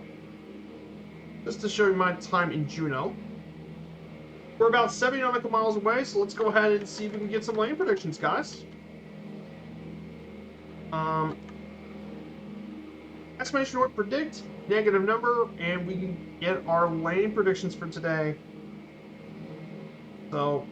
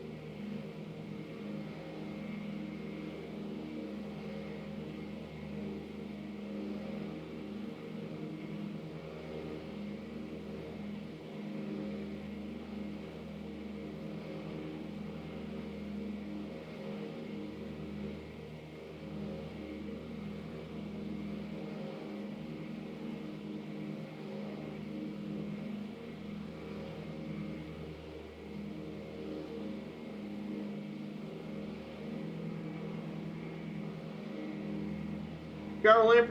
Oh, absolutely beautiful view. Yeah, there's Glacier Bay National Park on here. Nedox. Good to see a Nedox 07. And a raid from Commentator Jacob with the raid. Welcome on in, Commentator Jacob. Welcome on in, everyone. This is Viper Strike 95 Flight Sim, and today we're recreating the Breitling 2017 DC-3 Around the World trip. This is Lake 33 from Anchorage to Juneau, everyone. We're just 62 nautical miles from Juneau, Alaska, in a beautiful part of the world here. So welcome on in, my friend. How was your stream? So I hope you had a great stream, commentator Jacob. Here's the link to your channel. So this DC-3 trip was done back in 2017, led by Francisco Gulio. The DC-3 listed here is Hotel Bravo India Romeo Juliet, and they flew this thing around the world for 7 months for round trip from Geneva. And as of right now, I've already flown from Geneva all the way across the Mediterranean, Middle East, Southeast Asia, across East Asia into Japan, and just a couple weeks ago, I crossed into the Pacific Ocean into the Aleutian Islands. Oh, you flew from Frankfurt to Dubai. Oh, nice. Oh, you forgot the land gear? Oh no, that. Oh no, that's not great. Hey, good to see you, Scoop. How you been? But yeah, this is Glacier Bay, Alaska. Absolutely great to see you. Yeah, I'm glad you had a good stream, my friend. I've done a few airline flights in real life on my streams on Wednesdays. I do Firefly Air streams, which is for the virtual airline. That's my main airline stream. And I do my adventures with them. So I've got plenty of experience with the airliners and stuff. Yeah, I'm glad you had a good stream. I do these every single Sunday. These DC-3 flights is every single Sunday. So Wednesdays is the airliner streams with the 737, ATR, and possibly the Transall. And then Fridays is GA stuff, so that's my schedule.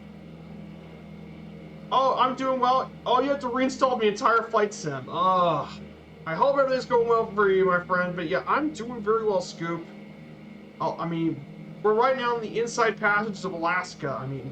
I mean, look at the view.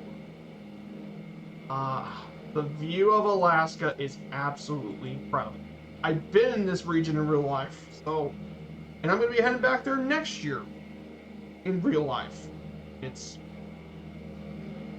an amazing part of the world. It's definitely my favorite part of the United States to visit. Never gets old. Oh, 83% done. Oh, okay, good.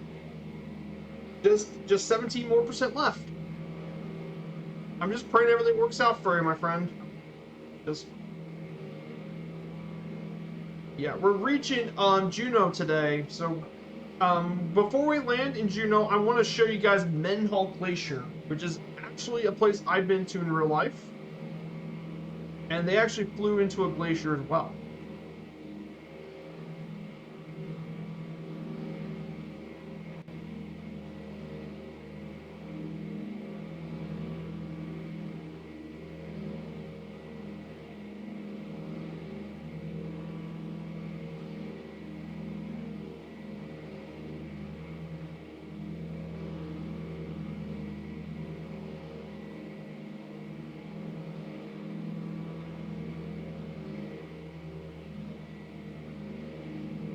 Yeah, I hope so too. I tried for 2 hours last night, couldn't get in. You had to delete everything but MSFS, still couldn't get in. Yeah, I can relate to that. I'm lucky to not have to deal with those issues. But yeah, like I said, I'm hoping to. Oh, that's fine. Oh yeah, and last night, I actually reached over 1 million miles with Firefly Air last night. Just flew over, yeah, 1 million miles. A million nautical miles with the airline, which is insane. But it shows my hard work and dedication to the VA, and that's why I want to develop it to be the best virtual airline in the world.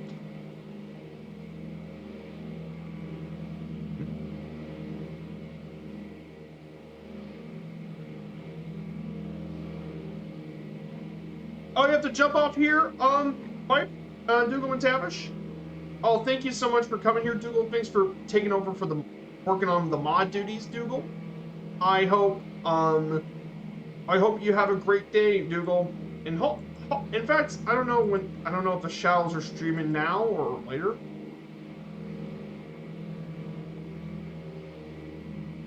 Go flight. Actually, Dougal, I might be able to raid yours. I may be able to raid the shallow stream tonight. Actually, we might raid the shallows tonight. So, oh, you're firing up knee ducks? Nice. To crash. Oh, don't worry, knee ducks. Don't worry about it. Not everyone. Like I said, everyone's welcome to have nice rocks. You'll also head out now. No worries, Commander Jacob. Thank you so much for the raid. I hope you have a great rest of your day, and see you around soon.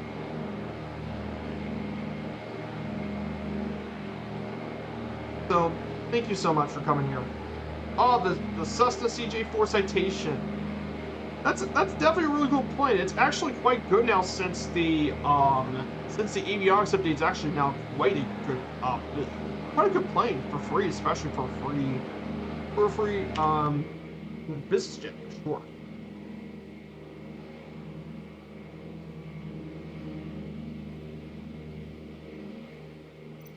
Check my fuel situation. Yeah, fuel's looking good. Should be more enough for the rest of the jet. I'm perfectly good.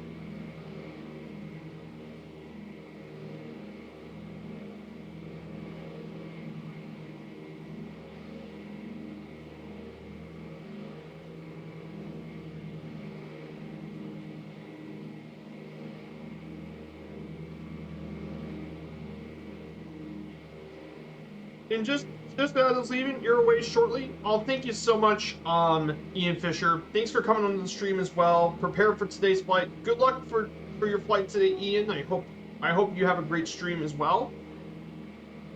Thank you so much for being here. Yeah.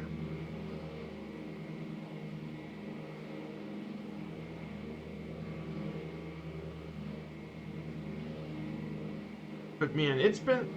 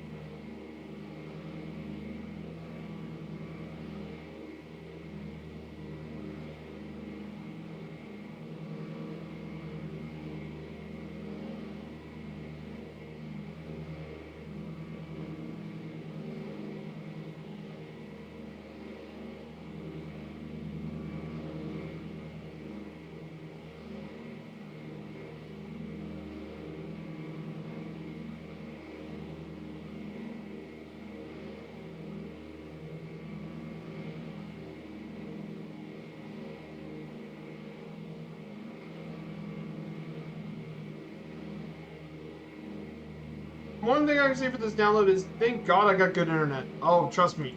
Yeah, good internet's prime important as well. Now, if you weren't aware, Scoop, I had internet troubles before the New Year's stream. I had internet issues for some reason. I never had internet problems for most of the first 2 years I've streamed. My internet was good, and then for some weird reason, the internet was then not connected well, and then I had to get an Ethernet cable. But at least everything's working well on stream, and everything's been really stable. I'm glad that you got good internet, though.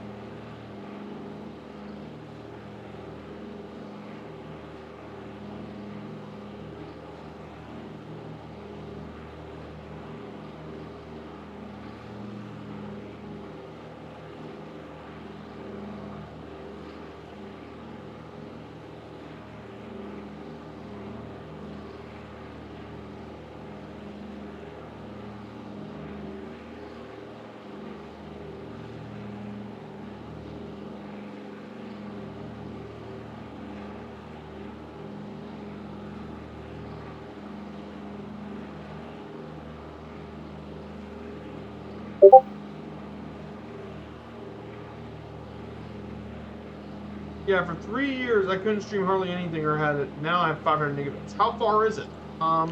How far we are to Juneau? We're about 32 nautical miles left to go. Um, hey Mongo, good to see you. I see you there, Mongo. Good to see you, Mongo. Welcome on in.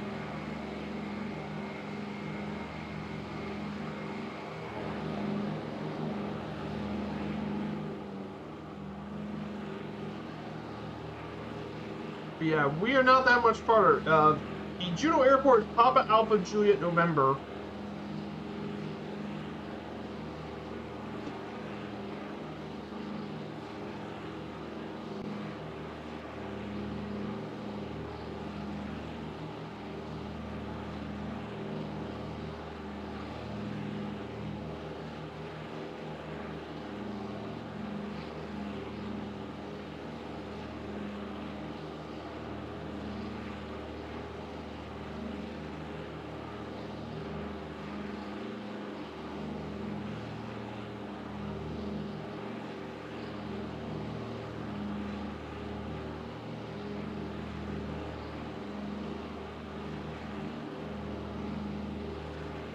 Just absolutely gorgeous today, guys.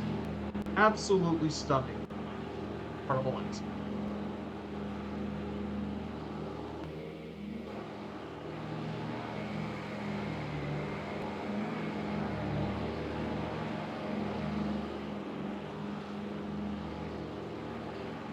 Absolutely.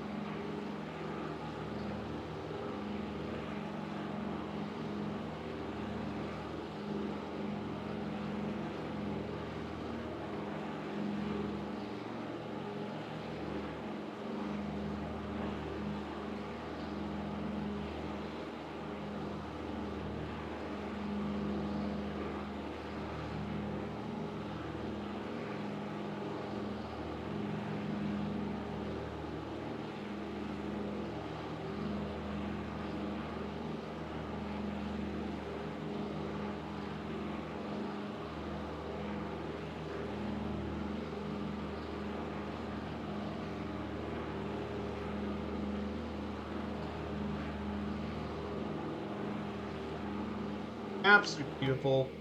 I mean, just insane.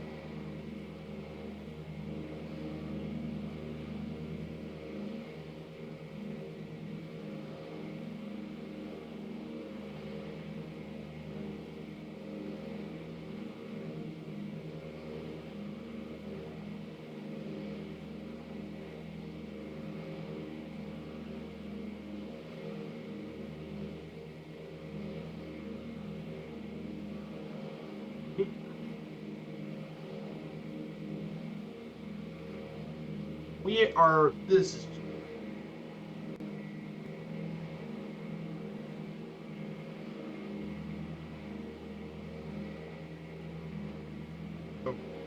So yeah, finally we're gonna go ahead and talk about the slideshow here. Juneau International Airport, Papa Alpha Juliet November. Um,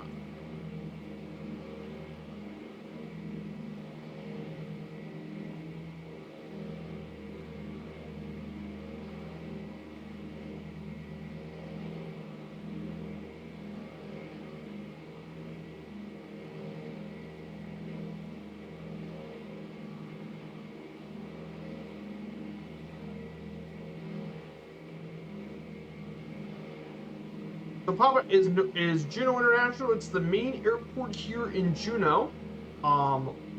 It is the because this area does not have much no road access to Juneau. This airport is a major deal in this area. In fact, it's a regional hub for everything from all air travel, from bush pilots to major airlines like Alaska Airlines.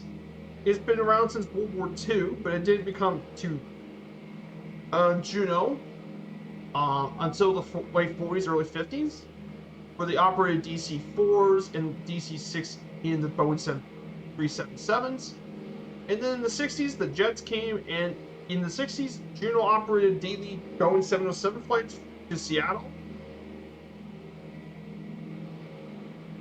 along this as well, and it's also been a big part of their Alaska routes. And Alaska has served in Juneau for a long time. In addition to the big old Boeing 73s, they operate smaller planes as well, like the Convair 240, the Twin Otter, and even the Grumman Goose even flew around this airport. Served its service. But there's a few other services that did it over the years, like Wien Air Alaska and Mark Air have been both based in Alaska, along with Western Airline. Currently today, the facility, Juneau Airport, is around 662 acres of land. It's one runway, 80826, which is around 8,857 feet long. It also has a seaplane base area, 8 West 26 Water, which is its own water landway area. And that's mainly for the floatplane services that are operating in the airport. And currently, this airport serves, for Alaska Airlines, they fly to Anchorage, Ketchikan, Petersburg, Seattle, Sitka, and Yakutat. And then the other most important carrier is actually Alaska Seaplanes, and they fly to many different seaplane bases across southeast Alaska. Also to Whitehorse as well. But they fly to Eflin Cove, Excursion Inlet, Gustavus Airport, Puna Airport, Pelican, Petersburg, Sitka, and Skagway. So basically, this is a very important airport for the region. Definitely is one of Alaska's more important airports within the state. So we're gonna after we get a slight tour of Mendenhall Glacier, we'll be landing at runway 08. From there, we'll just go ahead and find some really nice parking, and we can wrap up the stream. Nice. But man, what an absolutely stunning flight today. What an absolute pleasure to fly with you guys today. So what a great day today.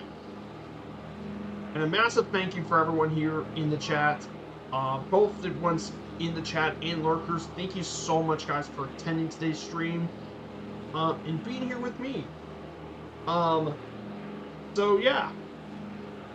For next week, I can't wait for the next leg of the journey, which is going to be 800 nautical miles, and we'll make our way down from Juneau, all the way down to Seattle. We'll be flying through the rest of the Inside Passage and over Vancouver Island, making our way down over to Seattle, Washington. So that's going to be an absolutely awesome flight. And I can't wait to talk to you guys all about Washington State, Vancouver Island, and all of that sort of stuff. So I can't wait to talk to you guys about it.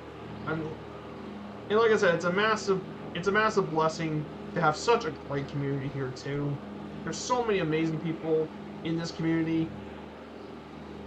I mean, from the big name streamers, from the bigger streamers like Murph and all that, to the smaller streamers but still great friends. And of course, all the people who may not stream but are great friends of this community as well. It's just great to be here, as always.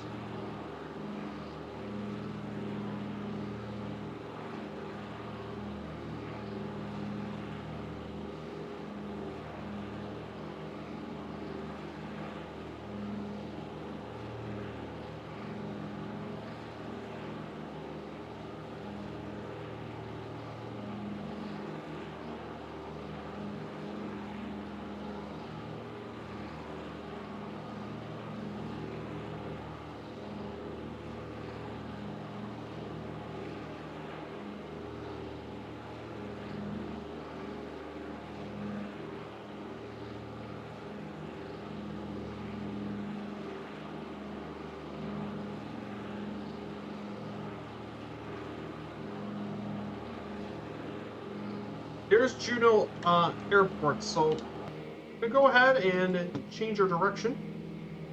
I'm gonna go ahead and turn off the gyropilot. This is Juneau. So before we land, I'm gonna take you guys over to Mendenhall.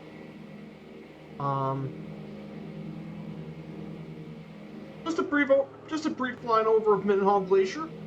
Then we'll circle back around and make our land into Juneau. So how's that sound, guys? I think that would be a lot of fun. I think it'd be a nice, relaxing flight.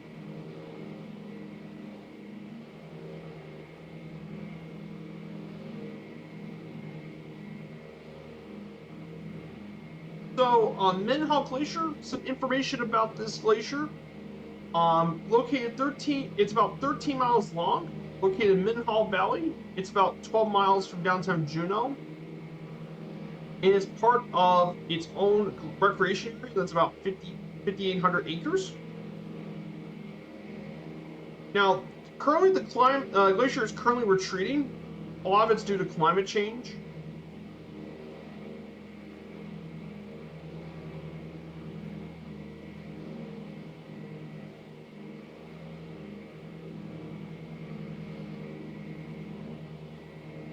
There's also a visitor center as well.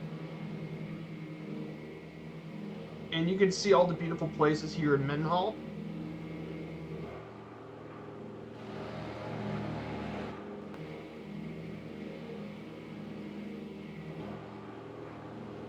I mean, it's absolutely beautiful.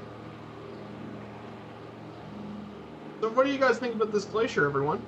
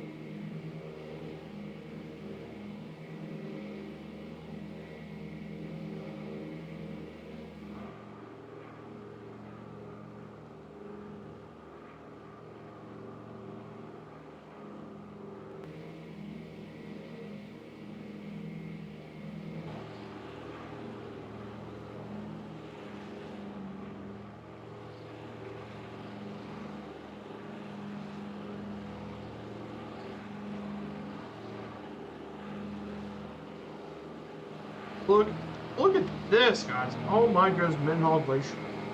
Absolutely stunning this time of year.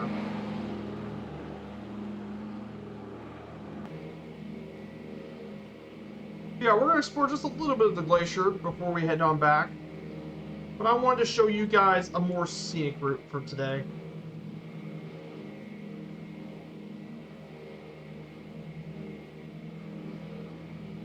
I mean, just absolutely breathtaking.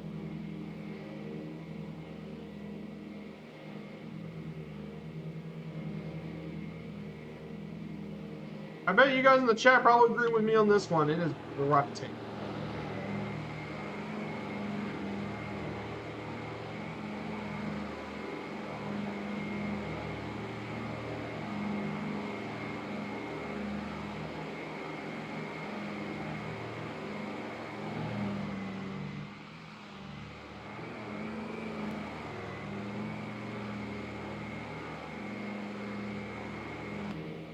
So, let's go ahead and now let's head on back then, guys.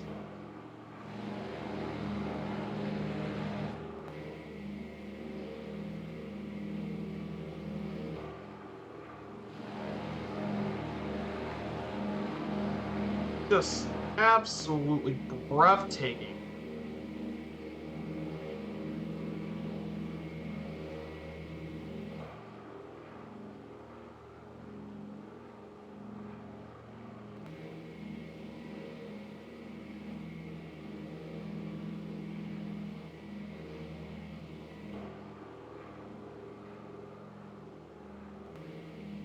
let's go ahead and get her ready to land.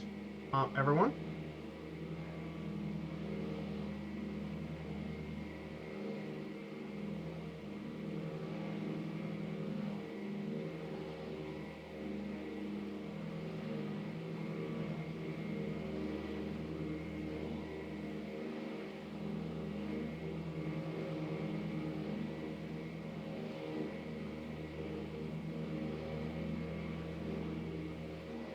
Go ahead and lower the power.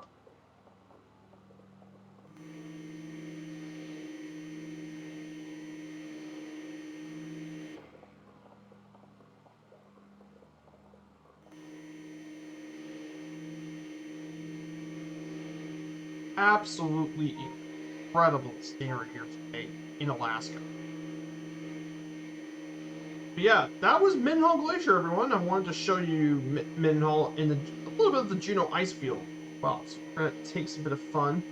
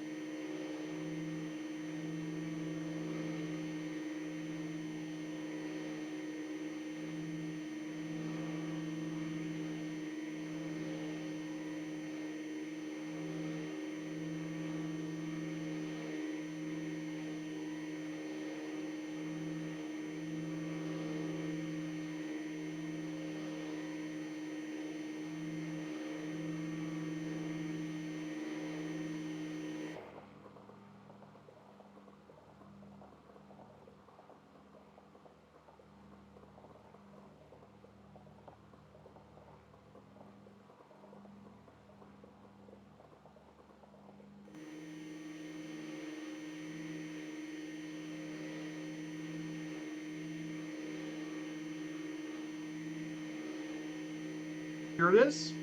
Go ahead and get ready to land. So I'm going to go ahead and disable the power. Here.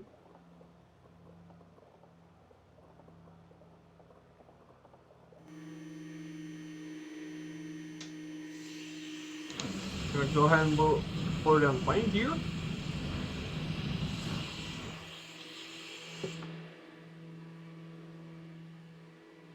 And we'll be ready to get this. What an absolutely beautiful airport.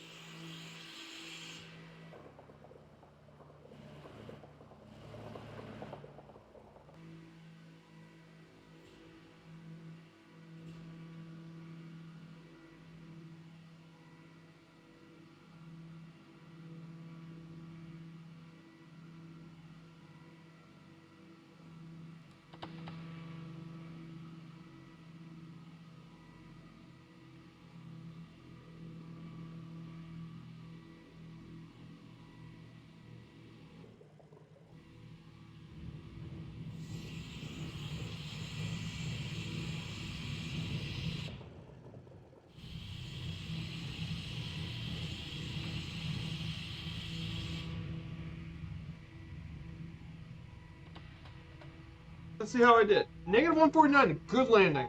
Woo! Beautiful landing. Gonna go ahead and turn left and the nav lights off. Lights off.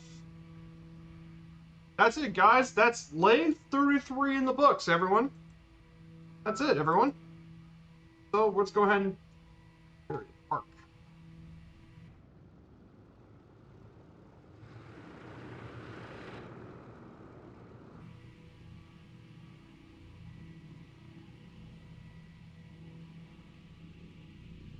There's Mongo as well here in Juneau.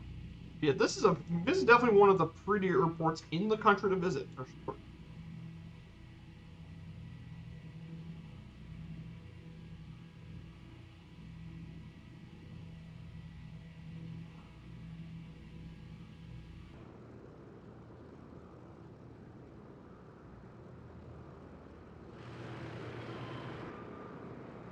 Go ahead and park.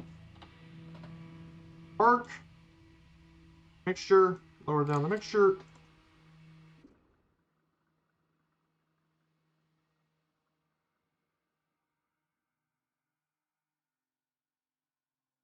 And there's Mongo. He's down. Nice. So that's it, everyone. We are done with leg 33 of our DC-3 World Tour. From Anchorage to Juneau is now done.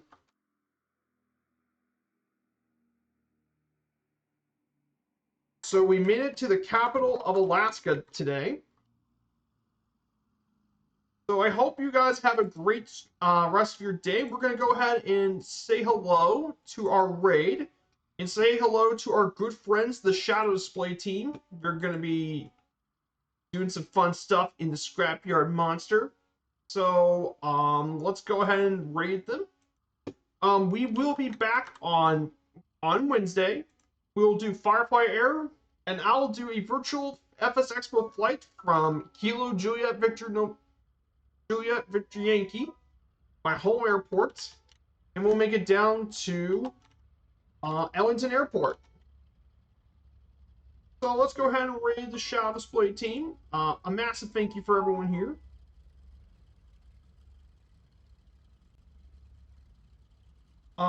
Thank you guys so much for our journey, and I hope to see you all very, very soon.